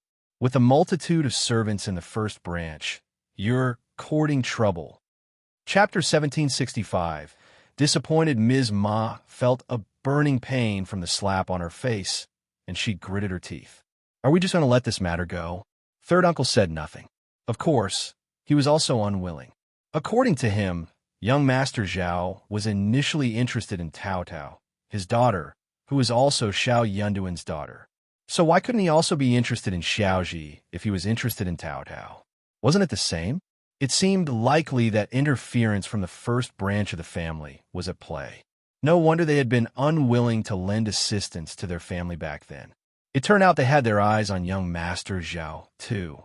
They even claimed they wouldn't vie for him. Humph. Yet they swooped in without even extending a greeting. When Lulang attains an official position in the Futuro, Dad, Xiao Xiaoji interjected tearfully. How much longer must we wait? Can I even afford to wait? Don't speak out of turn. Both third uncle and Ms. Ma reprimanded her simultaneously.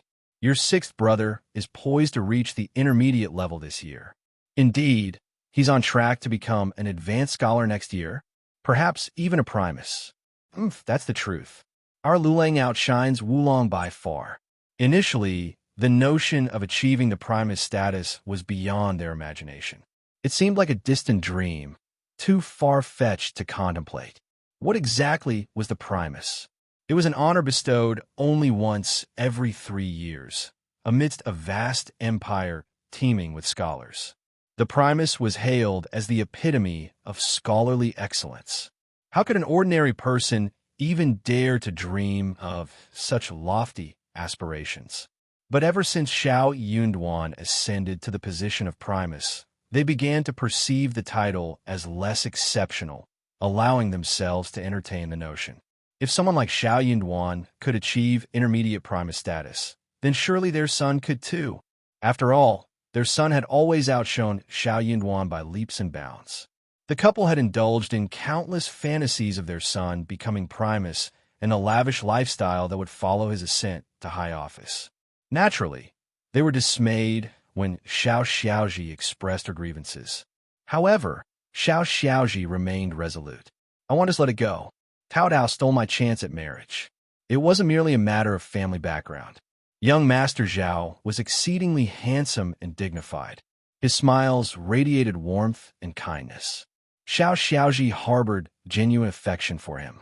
Moreover, young Master Zhao had even bestowed a smile upon her before, suggesting he held her in favorable regard.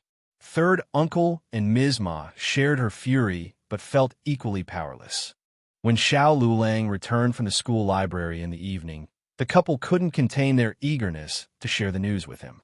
They awaited his decision with bated breath. Recently, Xiao Lulang had secluded himself in the building to study, indifferent to distractions. Upon hearing the news, he too was taken aback, feeling a pang of disappointment. He hadn't anticipated such an auspicious match to fall into Tao Tao's lap. It made sense. Xiao Yunduan now held an official position, even if it was in a modest province. Yet, it was still a fourth-grade prefecture, a distinction many never achieved in their lifetime. Young Master Zhao's decision to marry Tao Tao undoubtedly bore some relation to this. This was all too ordinary. Anyone in his position would know the obvious choice between Tao Tao and Xiaoji. Yet, Xiaoji was his blood sister, while Tao Tao hailed from the esteemed first branch of the family. Naturally, he couldn't help but feel discontented. A sense of despondency crept over him. Why wasn't he the one bestowed with the title of Primus, remaining in the capital? If it were him, he was confident he could have surpassed Xiao Yunduan. Setting aside all else, he would have certainly avoided offending a noble and being exiled from the capital. Instead, he would have diligently climbed the ranks, step by step, within the capital. If young Master Zhao had to make a choice, he surely wouldn't have chosen Tao Tao. Why couldn't it have been him? Chapter 1766. Stupid without knowing, I seem to remember. Didn't young Master Zhao say that the clan arranged a marriage for him? Ms. Ma and the other two got startled. Oh, that's right. How could I have forgotten about this? That's right. I remember it clearly. Young Master Zhao said that. Ms. Ma burst into laughter, relishing in her gloating. So, Tao Tao is going to be young Master Zhao's concubine? How intriguing. The first branch of the family is sending their daughter to be his concubine. Humph, she's in for a rude awakening. Xiao Ziotis' expression darkened as she bit her lip, her heart heavy with the revelation. She was willing to accept being a concubine. Xiao Lulang shot his mother a speechless glance, feeling a surge of disdain toward her. He despised the values upheld by such a family. They were all foolish and ignorant. Yet, he too was foolish and oblivious. But what choice did he have? They were his parents. He could never rid himself of them. Hence, he couldn't help but feel a pang of envy toward Xiao Yunduan. He even envied Xiao Yunduan for having such a formidable mother. Though his own father was unreliable, he lacked the courage to cause trouble, unlike his parents. Previously, he hadn't paid much heed to it, but as his perspective widened, he began to recognize their folly. It's premature to jump to conclusions. Who knows what the truth is? If you're curious, go inquire at the first branch of the family. Don't spread baseless rumors. Ms. Ma bristled at his words. This isn't baseless. Why not? Don't go stirring up trouble with Anne again. Ms. Ma snorted dismissively. Am I supposed to be afraid of her? Xiao Lulang paid her no mind as she continued her nonsensical chatter.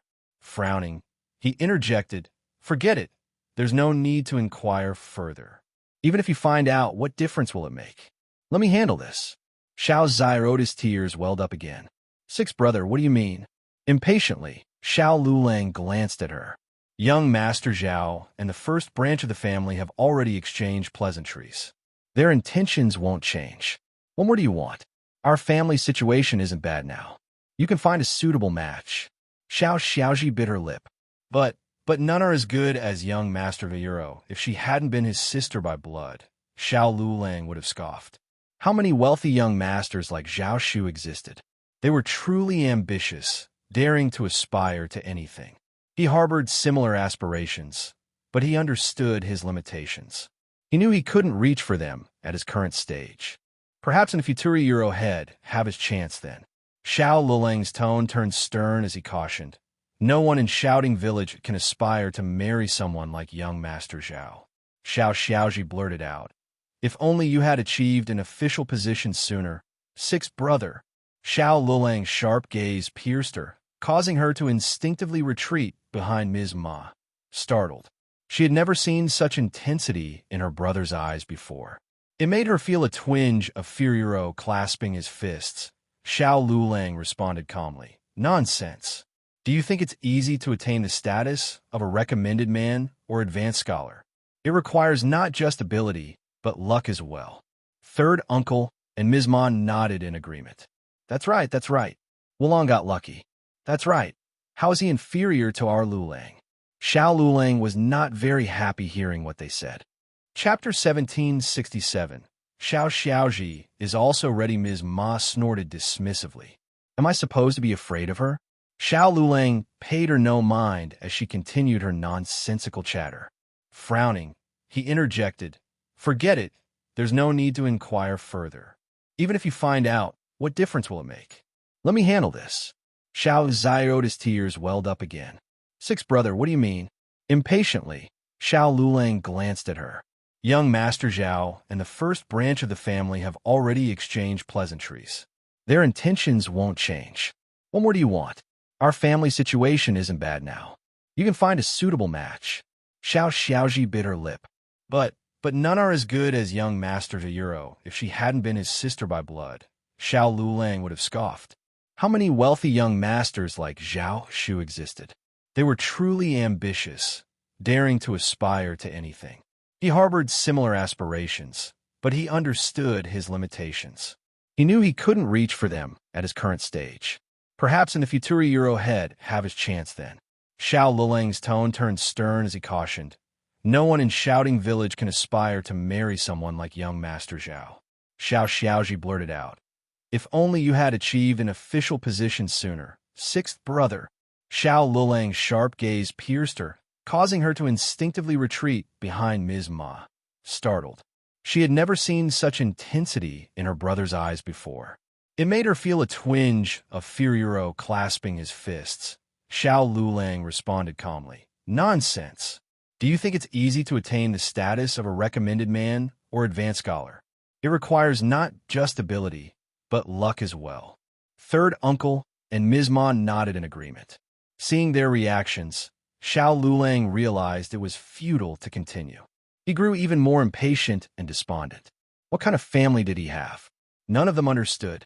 Though he had contemplated distancing himself from them, he feared they might act recklessly, so he patiently explained his thoughts.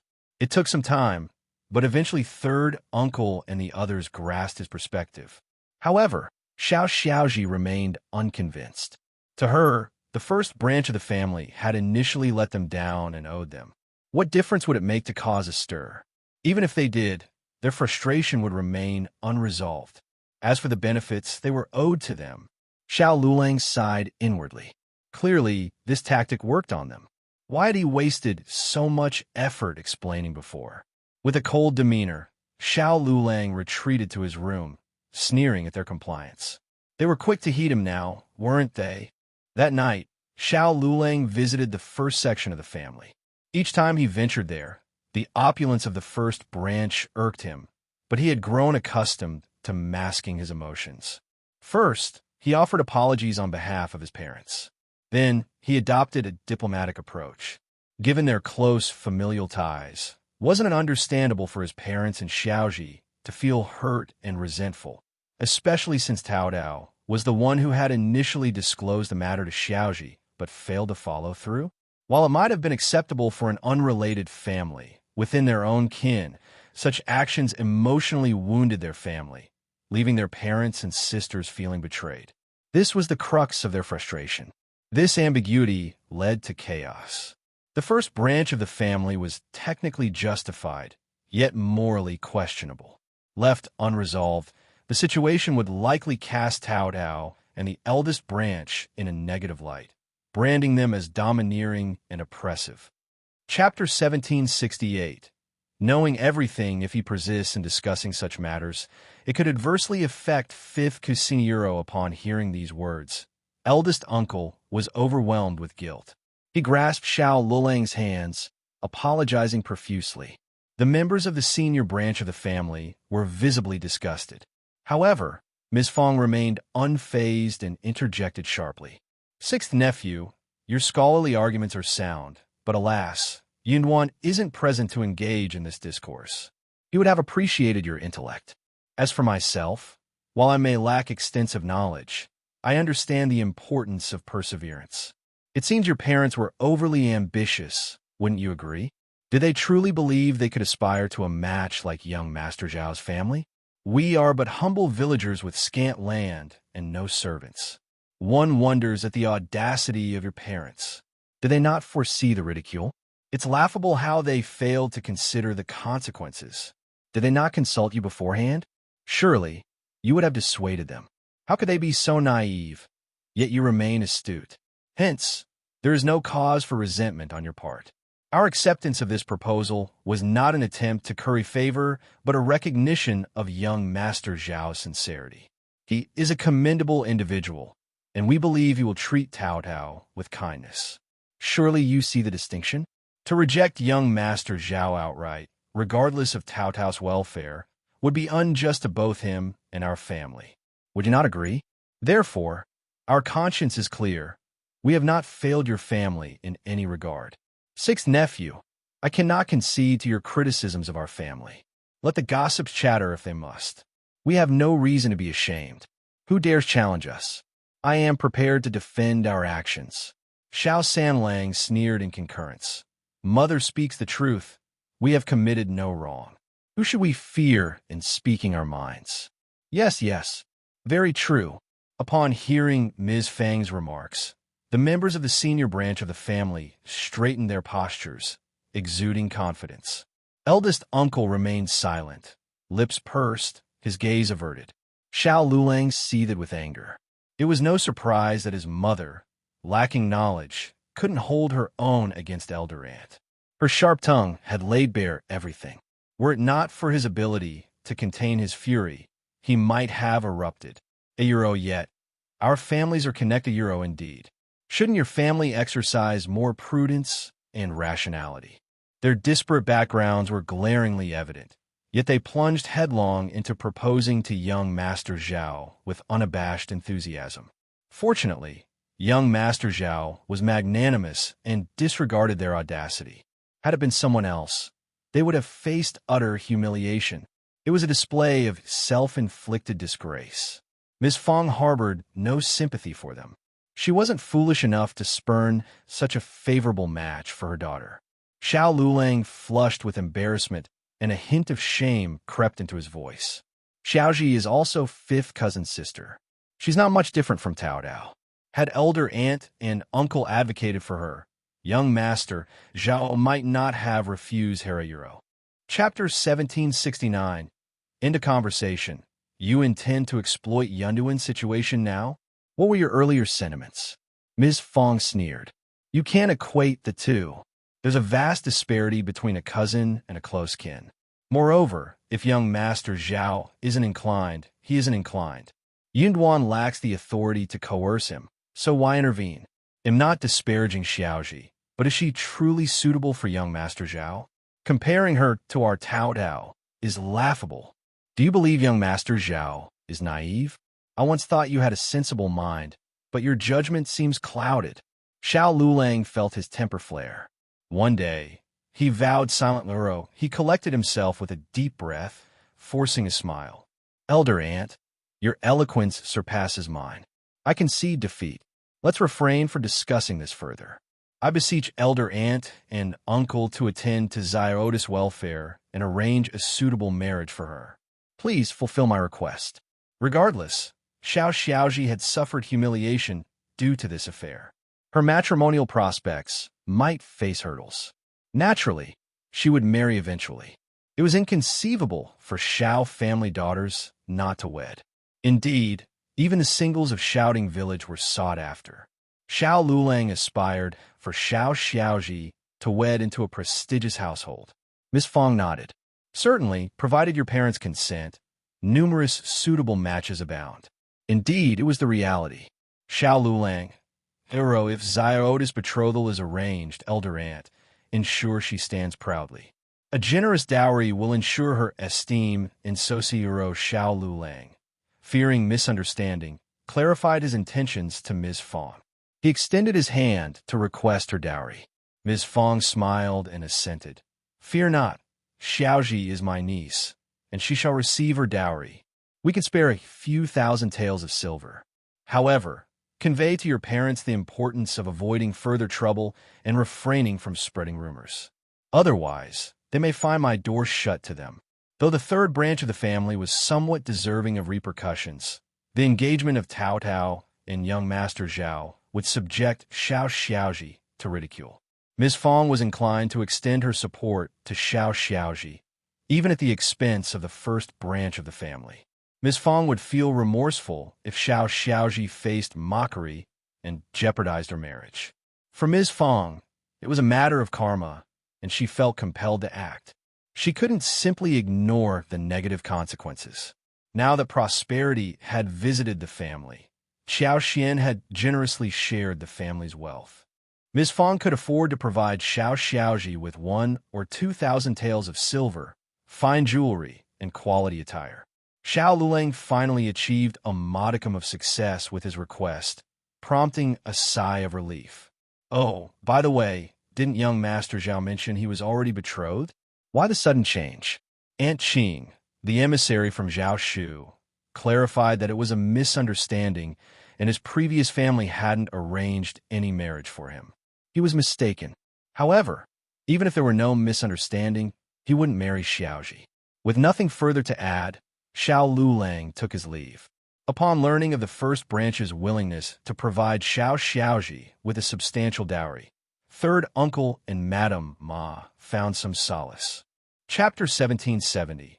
Zhao Shu is here, however. The realization that they had missed out on a promising son-in-law like Zhao Shu and the significant financial loss incurred left them feeling that a mere 1,000 taels of silver was akin to tossing a coin to a beggar.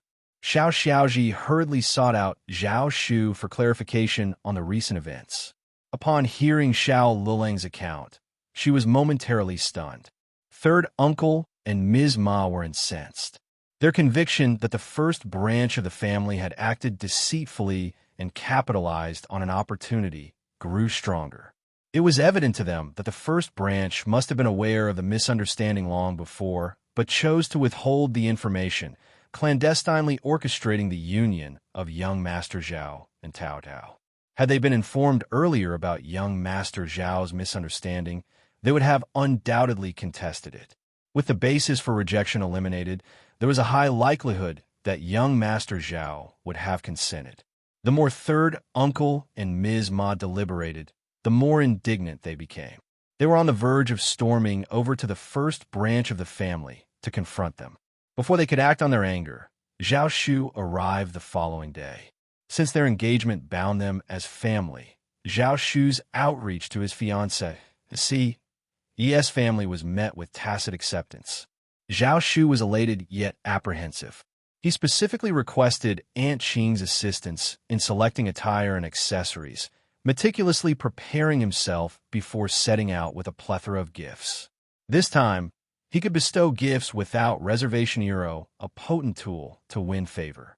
As expected, the arrival of young Master Zhao in the village elicited jubilation from its residents. Even the children were ecstatic, surrounding the carriage as it entered the village, chanting joyfully, "Young Master Zhao is here. Young Master Zhao has arrived." Zhao Shu was well prepared for the occasion. He jovially interacted with the children, instructing Tongzhan to fetch a large basket brimming with an assortment of treats, melon seeds, peanuts, sesame nougat, sweet osmanthus, sugar, dragon whiskers, mung bean cakes, pastries, and more. He distributed them to the eager children, who gleefully clamored for the snacks. "Easy now, there's plenty for everyone," Zhao Shu chuckled, urging them to visit the first branch of the family. "We've got all." Upon arriving at the first branch of the family for the first time since the engagement, Zhao Shu adopted a more solemn demeanor. Upon seeing Ms. Fong and eldest uncle, he couldn't help but feel a twinge of nervousness. Nonetheless, he bowed respectfully. Ms. Fong, however, greeted him warmly, insisting there was no need for such formality. Ms. Fong was exceedingly pleased with him, and now that he was her son-in-law, her satisfaction only deepened. She found him exemplary in every aspect and harbored no desire to make things difficult for him. Learning of his family's misfortune and his mother's premature passing only heightened her sympathy towards him. She ushered him inside, assigning Xiao Dalong and Xiao Sanlang to keep him company while Yang Xiaoni and Ms. Su attended to the meal preparations. As Tongzhan and the other gifts were unloaded from the wagon, Ms. Fong couldn't contain her joy, though she couldn't help but express concern over the expense. "How much money did this cost? We have an abundance at home, and with so many items, It'll be ages before we use them all. What if they go to waste or get damaged? Please refrain from such extravagance in the future. Zhao Shu reassured her with a chuckle. It's just some tailored fabric, dry goods, seafood, and everyday necessities. Nothing to fret over. Meanwhile, Tao Dao had discreetly retreated to her modest courtyard, concerned that she might harbor reservations or sadness about the marriage. The third section of the family intended to offer her solace. Chapter 1771. Talk alone unexpectedly. Tao Tao realized that Zhao Shu wasn't to blame. It was the meddling of the third party that caused the issue. She harbored no ill will toward Zhao Shu and bore no grudge against their impending marriage. If anyone was to blame, it was the interference from the third party. Upon hearing that Zhao Shu was present and that their relationship had shifted, Tao Tao shyly avoided him. Zhao Shu had always been close to the first branch of the family, engaging in lively conversation with Xiao Sanlang. Xiao Dalong, though quieter, still contributed to the harmonious atmosphere. The three of them shared an amicable bond. As they waited, Zhao Shu's gaze wandered, and he politely inquired about Tao Tao, expressing his desire to speak with her. Xiao Dalong hesitated, while Xiao Sanlang, in his typical candid manner, interjected, "Shu, you wish to see Tao Tao? Well, that's not for us to decide. You should ask our mother. Mother, if Shu wishes to speak with Tao Tao, what are your thoughts?" Zhao Shu felt a pang of embarrassment at the straightforwardness of his third brother-in-law. Quickly rising to his feet, Zhao Shu addressed Ms. Fong with a smile. "Mother-in-law, I simply haven't had the chance to catch up with Tao Tao, and I'd like to have a chat with her." Just Theta Xiao Sanlang chimed in. "Mom, Tao Tao and Xiao Shu are engaged, they're family now. It's only natural for them to spend time together. After all, it was the way he and his wife had conducted their relationship." Ms. Fong shot a disapproving glance at her son's bluntness and then turned to Zhao Shu with a warm smile. "Go ahead. Tao Tao is in her quarters. Have a chat with her. They'll call you when lunch is ready." Tao Tao was accompanied by two maids she had acquired the previous year, Xiangling and Xiangyue. Despite Zhao Shu not being particularly frivolous or rude, their engagement was a positive development, and Ms. Fong saw no reason to intervene. It was her dense son who seemed oblivious to subtlety. Wouldn't he discreetly inform her? His loud outburst risked embarrassing their son-in-law, concerned for Zhao Shu's feelings. Ms. Fong attempted to console him. Zhao Shu was delighted by Ms. Fang's acquiescence. He felt no embarrassment at all. Agreeing eagerly, he proceeded to engage in conversation with Tao Tao. Tao Tao, caught between embarrassment and happiness, found herself lost in contemplation as she gazed at the blooming peonies in the courtyard. Upon spotting Zhao Shu, her cheeks flushed, and though she instinctively wanted to retreat, the knowledge of their engagement held her back. Yet, she couldn't shake the feeling that meeting like this wasn't ideal, hesitating on whether to depart. "Why don't they just leave Iro?" Zhao Shu's grin widened upon seeing her, his eyes alight with Tao Tao's presence. Advancing eagerly, he exclaimed, "Tao Tao." He, finally relieved of restraint. His triumphant tone only deepened Tao Tao's blush. She shot him a reproachful glare and averted her gaze. "You speak more politely." Of course. He'll be polite." Zhao Shu's happiness remained undiminished.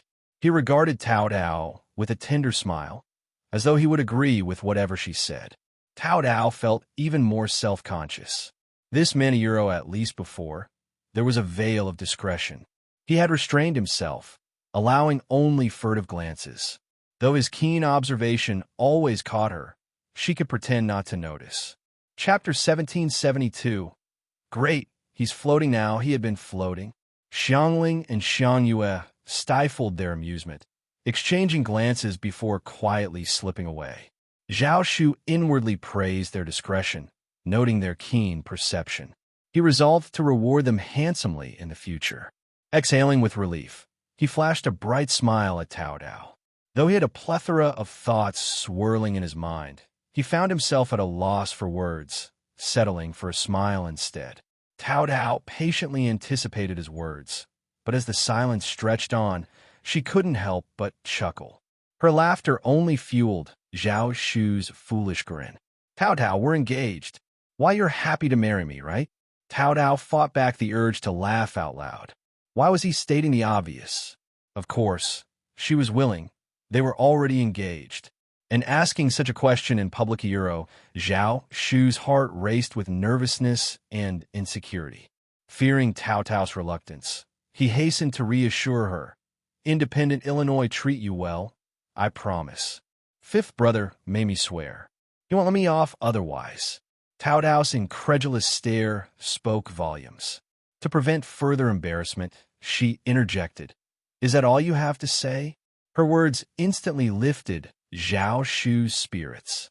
Oh no, I have plenty to say, but I'm not sure where to begin. Let's take our time. It was as if fifth brother would not let him off. It was a matter of great pride for him. Tao Tao, she couldn't let him continue talking alone, or God knew what else he would say. You only have these words? As soon as Tao Tao spoke, Zhao Shu immediately became happy. Oh, of course not. I have so many things to say, but I don't know which one to say. There's still a long way to go. Let's talk slowly, Tao Tao erupted into laughter, her cheeks flushing pink. Just as Zhao Shu assumed she wouldn't respond, she spoke softly. That's right, there's still much ahead for us. Let's stay together. Tao Tao, I wanted to tell you this for so long. Just the thought of having you by my side fills me with joy. You and your family are wonderful. Meeting you feels like I've used up all the luck of my Lifiro. Tao Tao's heart swelled with sweetness, her eyes glistening with emotion. She gazed up at him, smiling. You're quite the smooth talker. No, I mean every word from the depths of my heart. I swear. Zhao Shu's heart warmed at the sight of her smile. He reached out to hold her hand. He'll stay a while longer. You can't escape me, now. Tao Tao instinctively attempted to pull away, but unable to break free, she relented, allowing him to hold her hand. As she prepared to respond, a shrill female voice pierced the air. Tao Tao, what do you think you're doing? Startled, Tao Tao struggled to free her hand from Zhao Shu's grasp. Her hand slipped away like a nimble fish, leaving Zhao Shu feeling regretful. He shot a glare at the newcomer. Xiaoji, who had slipped in unnoticed, approached eagerly, her eyes alight. Young Master Zhao. The shyness on Tao Tao's face faded, replaced by a cold gaze as she remained silent. Instinctively, Zhao Shu stepped in front of Tao Tao, eyeing Xiaoji warily. Who are you? Do I know you well? Xiaoji hastily interjected. Xiaoji, young Master Zhao. We've discussed marriage. Hey, don't talk nonsense. Don't tarnish my name. I've never discussed marriage with you. Chapter 1773. She would not give up. Zhao Shu seethed with anger. True, he lacked parents, but his wealth and vast network of subordinates should have deterred any notion of bullying him. What arrogance led these individuals to believe he was an easy target, free for exploitation? Mrs. Liu, the patriarch's wife, and even a rural girl embodied this audacity. Unexpectedly, Xiao Zioda's words ignited Zhao Shu's emotions. Let her speak. Tao Tao gently intervened, tugging at Zhao Shu's sleeve. Though her tone was soft, it carried an icy edge. She's here now. She won't relent until she's made her intentions clear. Observing Tao Tao's understanding, Zhao Shu's demeanor softened. No longer rushed, he nodded, conceding very well. Yet, Xiao Zioda's jealousy surged as she witnessed Zhao Shu's compliance with Tao Tao, their closeness stoking her resentment. Spewing her words with anger, she accused, Young Master Zhao, don't be deceived by Tao Tao. Their family is deceitful. During our marriage discussions, I pleaded for Tao Tao's assistance, but she refused. Yet, she clandestinely ensnared you behind my back. What's admirable about someone who steals her cousin's beloved? Even elder aunt orchestrated against us, concealing your family's faults while scheming behind our backs. Young Master Zhao, their cunning knows no bounds. Do not fear fifth cousin. My brother surpasses him in power. He'll ascend to intermediate primus and secure high office. With him, there's nothing to fear. Zhao Shu erupted. Are you bereft of reason? Fantasies require treatment. Your brother's prowess demands examination of euro. Perhaps a physician can discern your affliction. I reject any notion of discussing marriage with you. My discernment isn't that poor. Numerous suitors seek my hand, yet I've solely considered Tao Dao. From start to finish, she's been the only one I've desired. Since there's been a misunderstanding, allow me to clarify. Our clan has never orchestrated a marriage agreement for me. This was intentional, not an oversight. I mentioned it to dispel any misguided notions. My words were meant to preserve the dignity of my in-laws and Tao Dao. After all, we're kin, aren't we? I hadn't anticipated that my attempt to save face would be misconstrued. Had I known, I would have rebutted your claims outright. Listen closely now. I've never entertained the idea of marriage with your familiaro. Never. Refrain from tarnishing Tao Dao and my mother-in-law's reputation. Otherwise, I won't hesitate to respond firmly. Xiao Xiaoji appeared thunderstruck. Her eyes widened, complexion paled. She shook her head rigidly. No, that can't be. It's impossible, you. You treated me kindly, smiled at me, even shielded me from those unruly children, How could it must be Tao Dao, right? She deliberately lured you away, enticed you. You were interested in me initially. I despise her, loathe her to the core. Chapter 1774. Zhao Shu is extremely depressed. Tao Dao cast a glance at him. Zhao Shu hastily grasped Tao Tao's hand. What's happening, Tao Tao? Please don't believe this. Why is everything you're saying so incomprehensible? It's absurd. In this village, who do I interact with that doesn't wear a smile or extend kindness? When did I ever appear stern, as if collecting debts? I have no recollection of instructing children to avoid bumping into you. This is all baseless fabrication. Moreover, Tao Tao is an exceptional person. You're unjustly defaming her. It's evident your character lacks integrity. Xiao Xiaoji grew increasingly agitated, her words pouring forth, until Zhao Shu finally pieced together the situation, rendered speechless. So you've truly misconstrued. Those children were merely playing around with me. I cautioned them to be careful, as one would in a crowd, without singling anyone out, least of all you. Your accusations are unfounded. Zhao Shu felt profoundly disheartened. His demeanor had always been consistentero, a smile on his face, engaging in cheerful conversation with others, his kindness genuine and selfless. Yet, he was no pushover, no dispenser of unwarranted mercy. Prior to Xiao Xiaoji, no one had misconceived his intentions. Perplexed, he couldn't fathom why she would leap to such conclusions when nothing had changed. He had remained true to himself. How could he have known? Xiao Ziotis' understanding was limited, buoyed by her belief in her brother's prowess as an intermediate primus.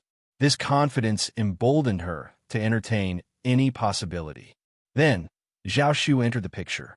Her arrival, demeanor, words, actions, even her lineage stirred something within her.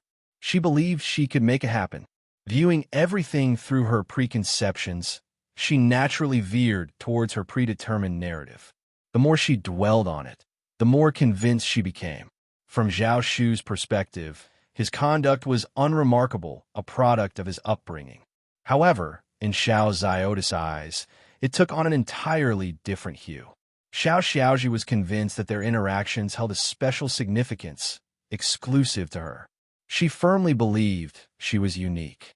Why else would a wealthy young man like him extend such gentleness and smiles toward her? In the days before the Xiao family's ascent to affluence, when Zhao Shu was still the scion of a rural landlord, he wouldn't have spared them a glance. Yet, Zhao Shu's flustered and exasperated explanation dealt a devastating blow to Xiao Xiaoji.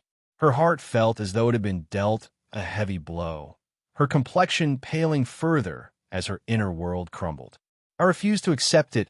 I refuse, she cried, vehemently shaking her head. You weren't like this before. I didn't misinterpret. Tao Tao must have ensnared you. Her honeyed words beguiled you into this state. You weren't like this before. You weren't. Zhao Shu choked on his words.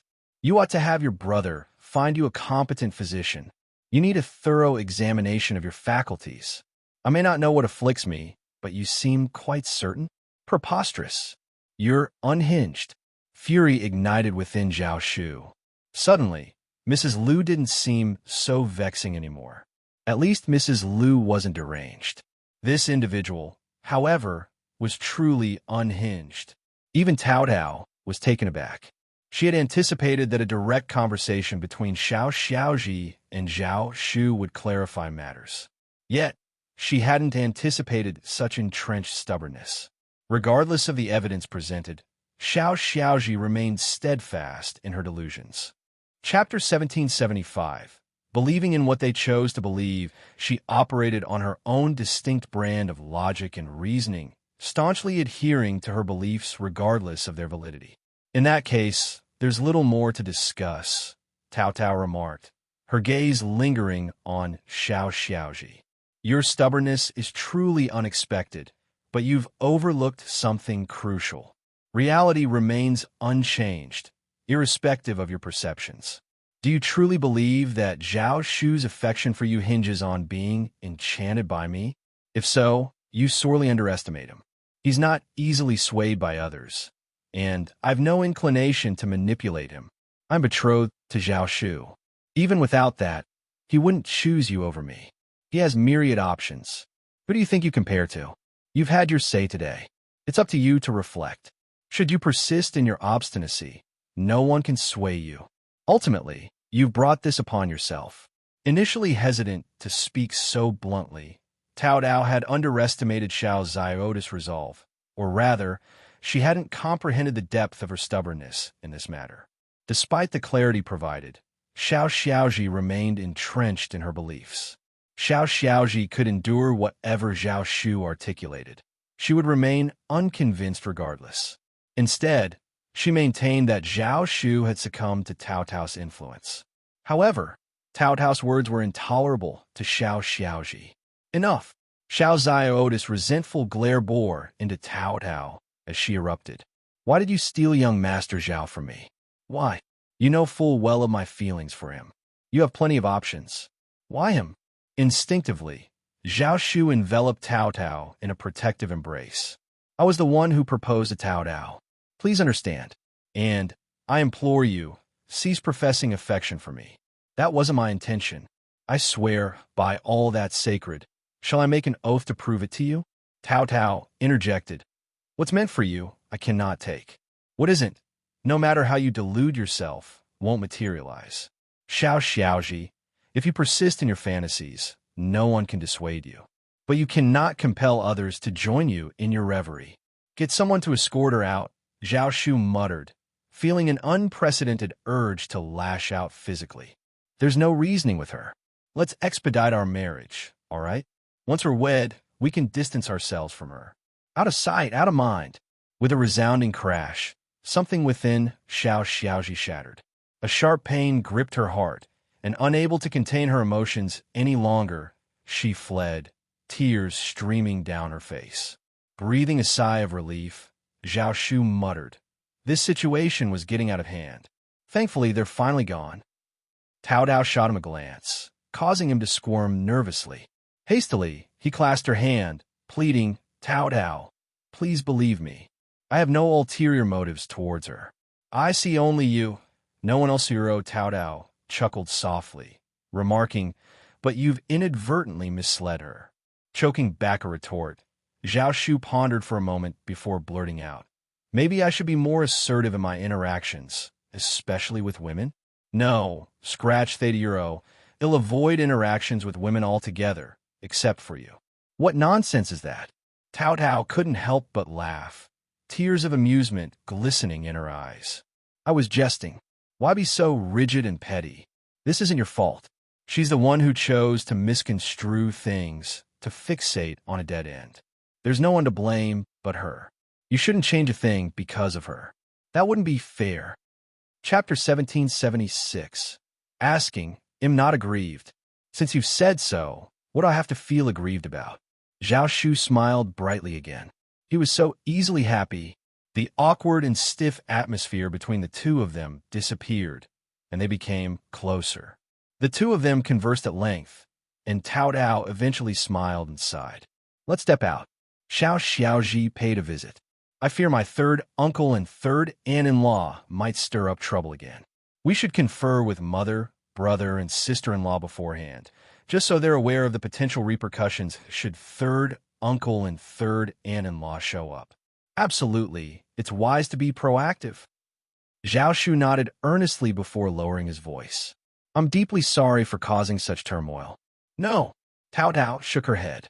You're not to blame. It's inconsequential. We needn't dwell on it. Zhao Shu chuckled. Fair point. As they approached the main room, Ms. Fong emerged, questioning. Why did I hear Ji crying outside? When did she arrive? Did she seek you out? What transpired? Now is the time to set the record straight. Tao Dao recounted the entire encounter in meticulous detail, while Zhao Shu seized every opportunity to reaffirm his stance and intentions. Listening intently, Ms. Fong oscillated between annoyance and amusement. However, mindful of Zhao Shu's presence, she refrained from commenting further, instead offering a placating smile. That family is notorious for their penchant for discord, always finding fault in trifles. I understand now. You needn't worry, nor take them seriously. Tao Dao smiled graciously. Of course, they'll heed your advice. I knew I could rely on you. With a chuckle, Ms. Fong suggested, feel free to relax in the room or venture into the back garden to gather some seasonal fruits. We have an abundance of delicious options, including strawberries, loquats, plums, bayberries, and dragon fruits. All right, we'll go now. Zhao Shu chuckled. The fruits from my mother-in-law's fruit tree are the sweetest. They're even better than those from other places. Miss Fong was also amused. Pick more and eat more. Okay. Observing the departure of Zhao Shu and Tao Tao alongside the maidservant, Miss Fang's lips curled into a sneer. Summoning Ms. Su and Yang Xiaoni, she gathered Chunyu and the other maids before marching straight to the third section of the family. Aware of the situation, she couldn't afford to remain idle at home, awaiting the arrival of Ms. Ma and third uncle. Thankfully, Zhao Shu possessed a magnanimous spirit and genuinely cherished Tao Tao. Otherwise, if it were anyone else, how could they not recoil in disgust and discomfort from such circumstances? This issue gnawed at her, a thorn poised to ignite at any moment in the future. What repercussions might it entail for Tao Tao? Did Xiao Xiaoji truly believe she could demand reparation for her dowry? Did she expect the first section of the family to serve as a source of pride for her? Absurd fantasies. Upon learning of Zhao Shu's presence, how could Xiao Xiaoji remain passive? She proved herself to be more sinister and malevolent than her parents. Seething with anger, they casually insinuated that the first section of the family recognized the error of Zhao Shu's marriage and clandestinely intervened. However, Xiao Xiaoji was convinced of this narrative. In her mind, had she been aware of the mistake, she would have implored her parents to reconsider the marriage with Zhao Shu. It could have been rectified long ago. How dare Tao Dao preempt her? To Xiao Xiaoji, Tao Tao's actions were contemptible and audacious. She vowed to expose her. Thus, she clandestinely made her way to the first section of the family to confront Zhao Shu. To her astonishment, she stumbled upon Zhao Shu and Tao Tao engaged in intimate conversation, fueling her envy further. Was this how Tao Tao ensnared young Master Zhao? Young Master Zhao was evidently spellbound by her, reduced to this state. Chapter 1777.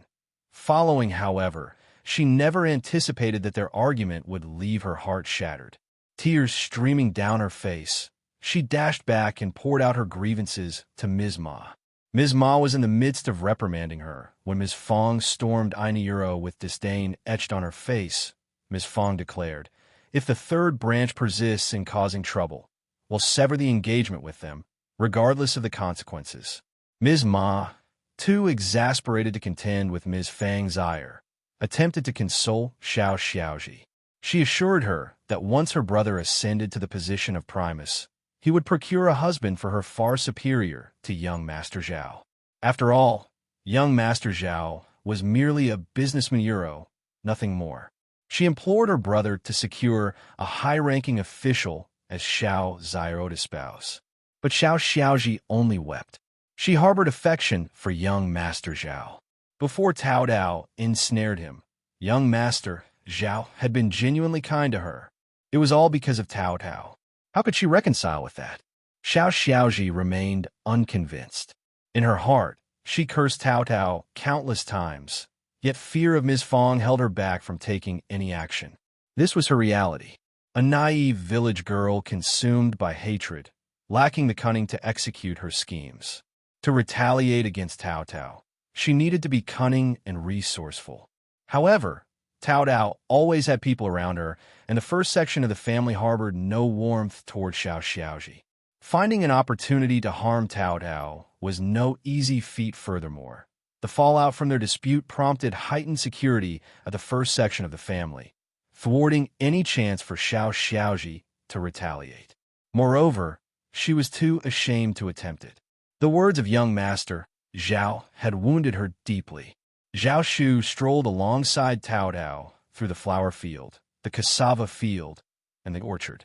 Unbeknownst to them, Xiao Xiaoji trailed behind, her eyes brimming with emotion. Though Zhao Shu and Tao Dao were aware of her presence, they feigned ignorance. In a village where everyone freely traversed the roads, why should they shun Xiao Xiaoji? Why not extend a greeting and invite her to join them? Yet, Zhao Shu harbored concerns that Xiao Xiaoji might pose a threat to Tao Tao's well-being.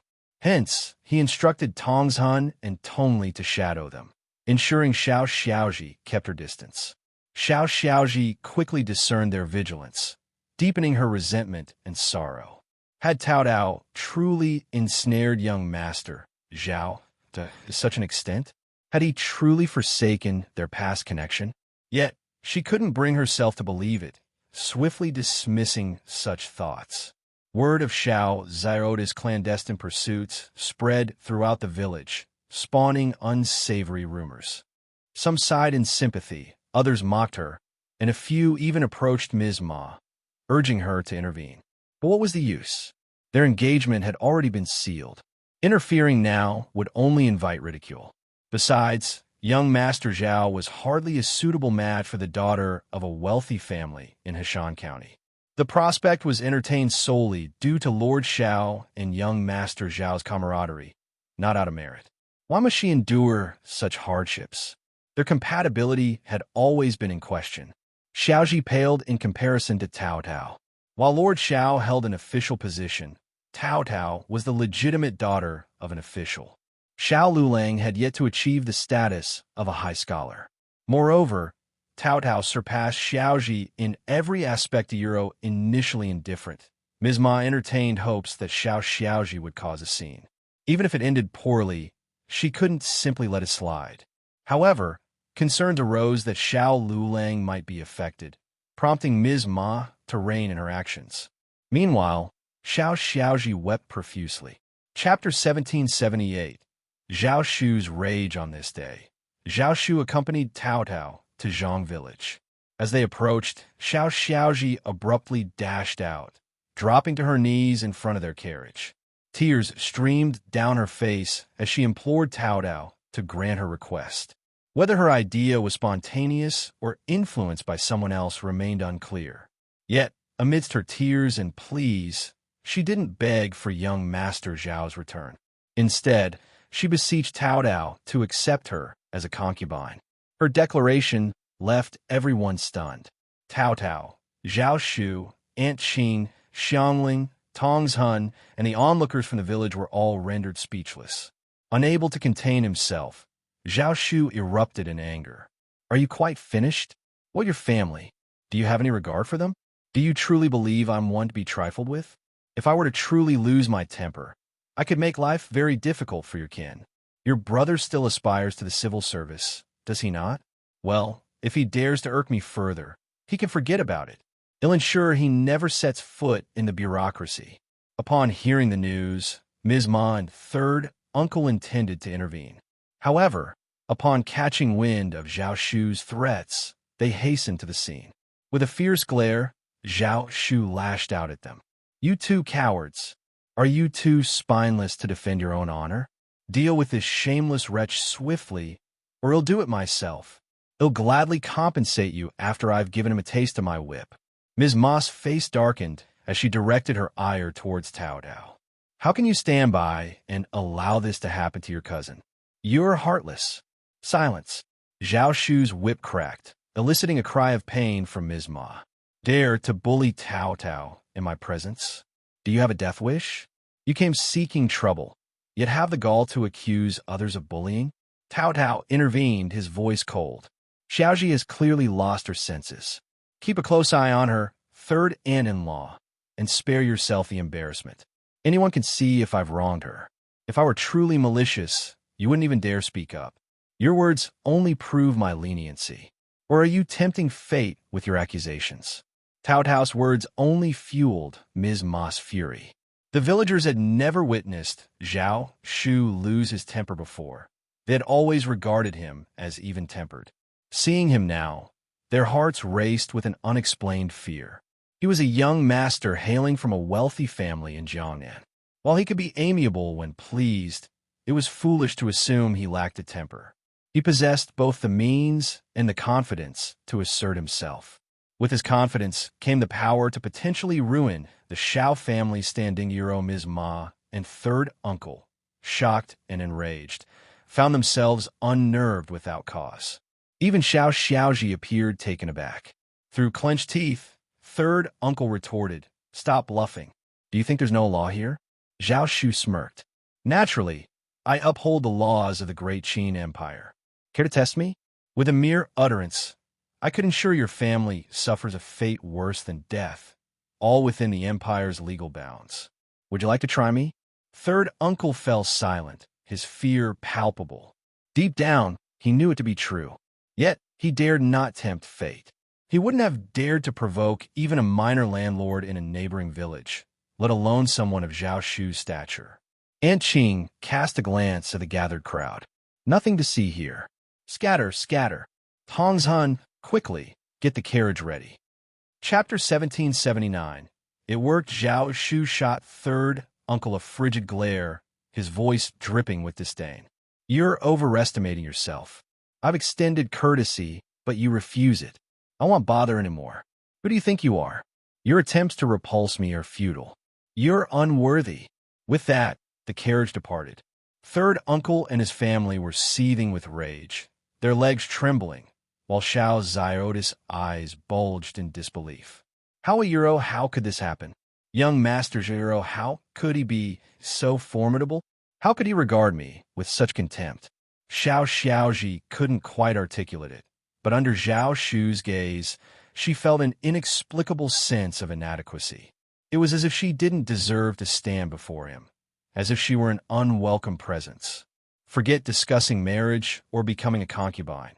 At that moment, she couldn't even fathom the idea of thinking about him.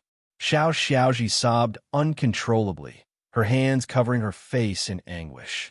Ms. Ma, fuming with indignation, forcefully escorted Xiaoji and third uncle away from the scene. Xiao Lulang seethed with rage upon learning of the incident. "What a disgrace, Euro! Look after Xiaoji. Don't let her leave the house again," he commanded. Ms. Ma and third uncle remained silent, the weight of the humiliation heavy upon them. They exchanged defeated glances, realizing the gravity of the situation. Zhao Shu's intimidating gaze and haughty demeanor had left them truly shaken.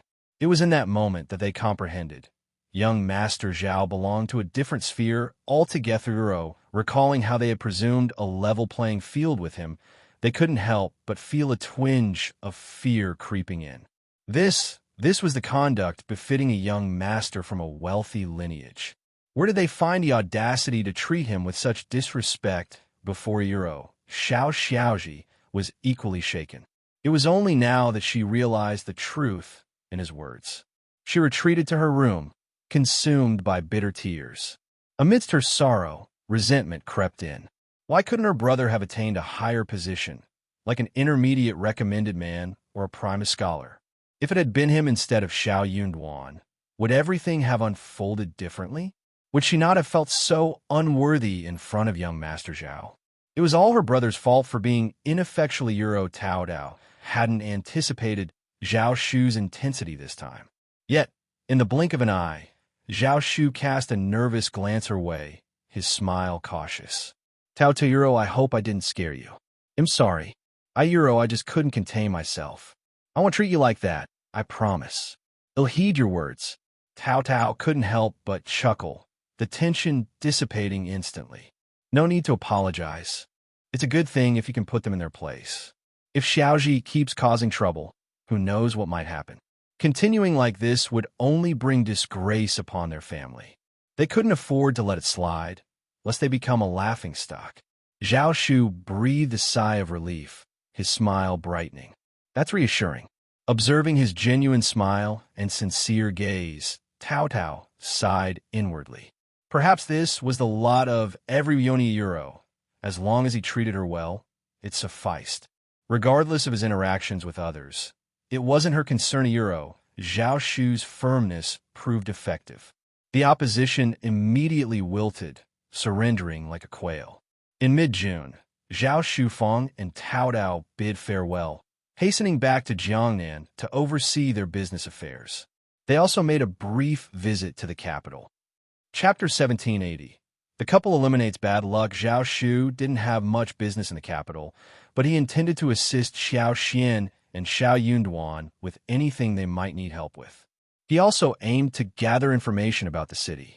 Xiao Yunduan had cautioned him against mingling with the nobility to inquire about court matters or about the crown prince and other princes. Zhao Shu kept this in mind, but he had no qualms about seeking information on other topics. Xiao Yunduan and Xiao Xian resided in a place like In's province, thus lacking extensive knowledge of the capital's affairs. Given Xiao Yunduan's sensitivity, probing into the capital's intermediate matters could have dire consequences if discovered. Yet, Zhao Shu had little to fear. It was more beneficial for him to learn about the situation and share it with them than to remain ignorant. Back in Shouting Village, Xiao Lulang participated in this year's examination as planned. Perhaps fueled by the provocation he had faced, his diligence finally paid off. He emerged as a recommended man in the fall quarter examinations. Though he didn't surpass Xiao Yunduan, who still remained at the bottom of the rankings, reaching this advanced level was an achievement worth celebrating. The villagers of Shouting Village looked on with envy. The Xiao family's fortunes seemed boundless.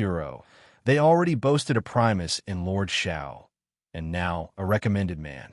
Third uncle and Ms. Ma were brimming with motivation. Their smiles stretched wide, radiating pride that seemed to touch the sky.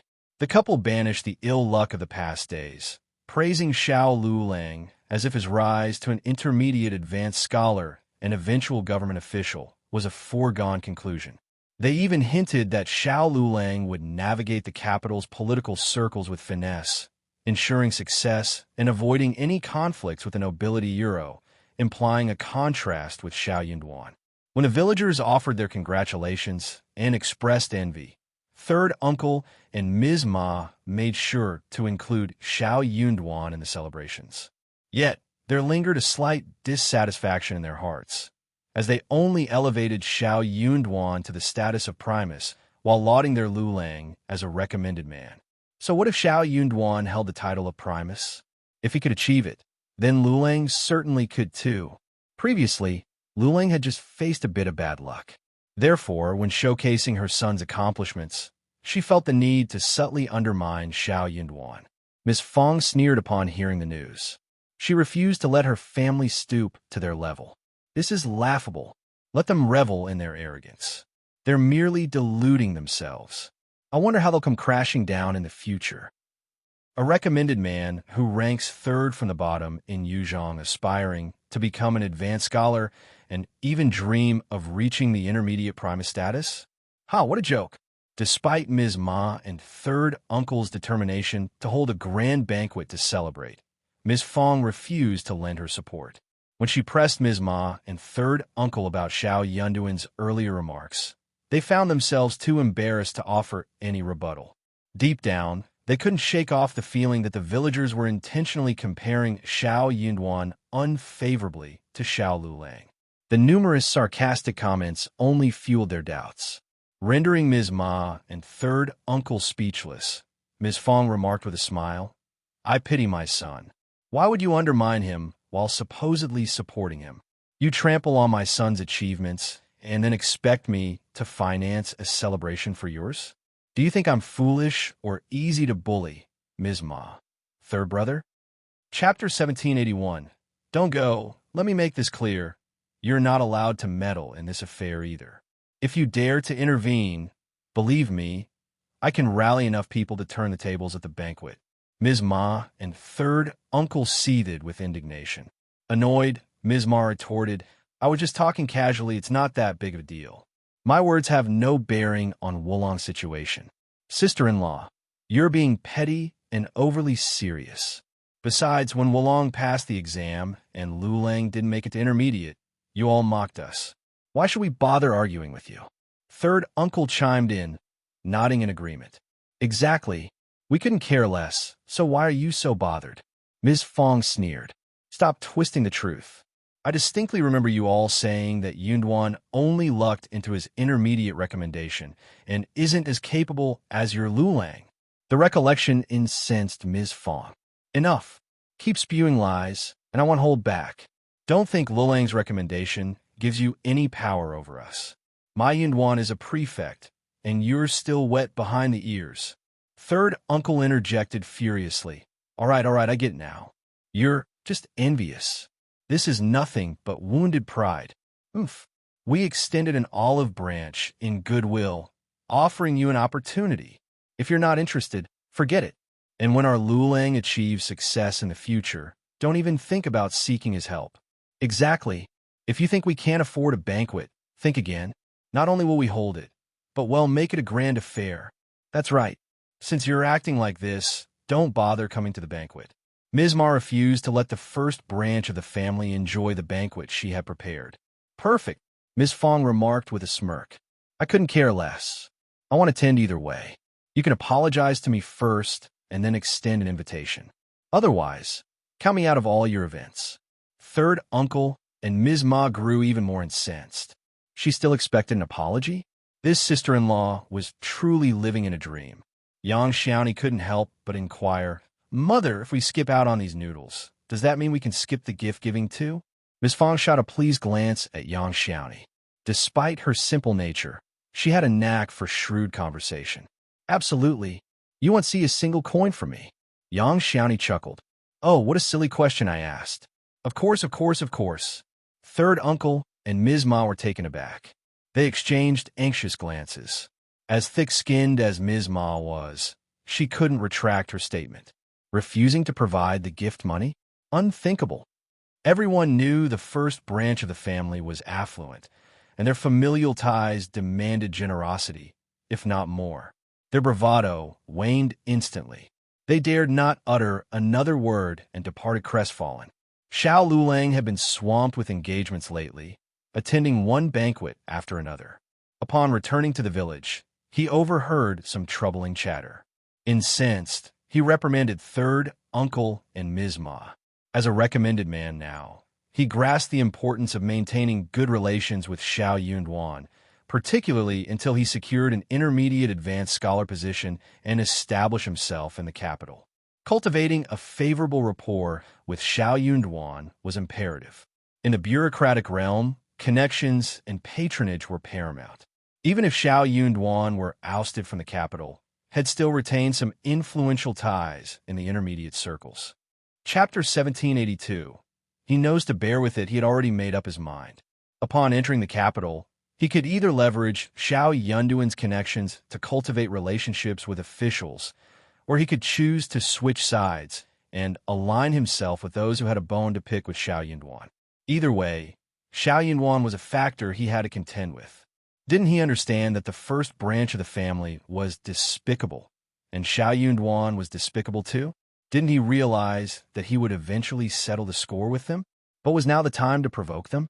His parents were utterly inept. He wasn't inherently conniving, but he had a penchant for stirring up trouble repeatedly. He was reckless and frivolous. If it weren't for the fact that traditional mourning customs mandated 3 years of mourning for either of them, He might even wish for their demisero, just to rid himself of the entanglement. Listen up, both of you. He'll say this only once. Do not go provoke the first branch of the family again. If you can't control your tongue, then keep it still. I won't tolerate a repeat of this. Do you understand? Xiao Lulang thundered at third uncle and Ms. Ma. His parents were taken aback. Why, Lulang? Why are you siding with the first branch of the family? That's right. Aren't we doing this for your own good? How many recommended men do you think our village produces? Look at how capable you are, Lulang. They're just jealous and resentful. We can't afford to stoop to their level. What was Xiao Yunduan capable of? He was merely lucky. Otherwise, he would have been ousted from the capital. Useless. If it were his son, such a debacle would never occur. Xiao Lulang felt aggrieved at these remarks. It wasn't just in the village. Even when he ventured out as a guest, the conversation inevitably steered toward the Primus and him. As a recommended man, he felt stifled. The happiness he should have felt was marred by resentment. But what other choice did he have? Could he silence everyone and halt their chatter? Moreover, he had to maintain the facade of a cordial relationship with Xiao Yunduan, despite enduring the envious glances directed his way for having a cousin who was the Primus. Wasn't he deeply aggrieved? Yet, he begrudgingly acknowledged that he received more praise, flattery, and conveniences because of this association. It was utterly vexing and intolerable. His pride prevented him from admitting to his parents that he needed Xiao Yunduan's support at this stage. Thus, he could only issue a cold order to them. I know what I need to do. Cease your actions, or you'll disrupt my plans. Are we clear? Third uncle and Ms. Ma were taken aback, shaking their heads vigorously. Yes, we understand. We understand now. That's right. We promise not to meddle anymore. Well, refrain from any further actions. Concerned, Xiao Lulang continued to admonish them sternly, his expression icy. With the banquet looming, a representative from the first branch of the family was expected to attend. If he didn't, how could Xiao Lulang secure Xiao Yunduan's assistance?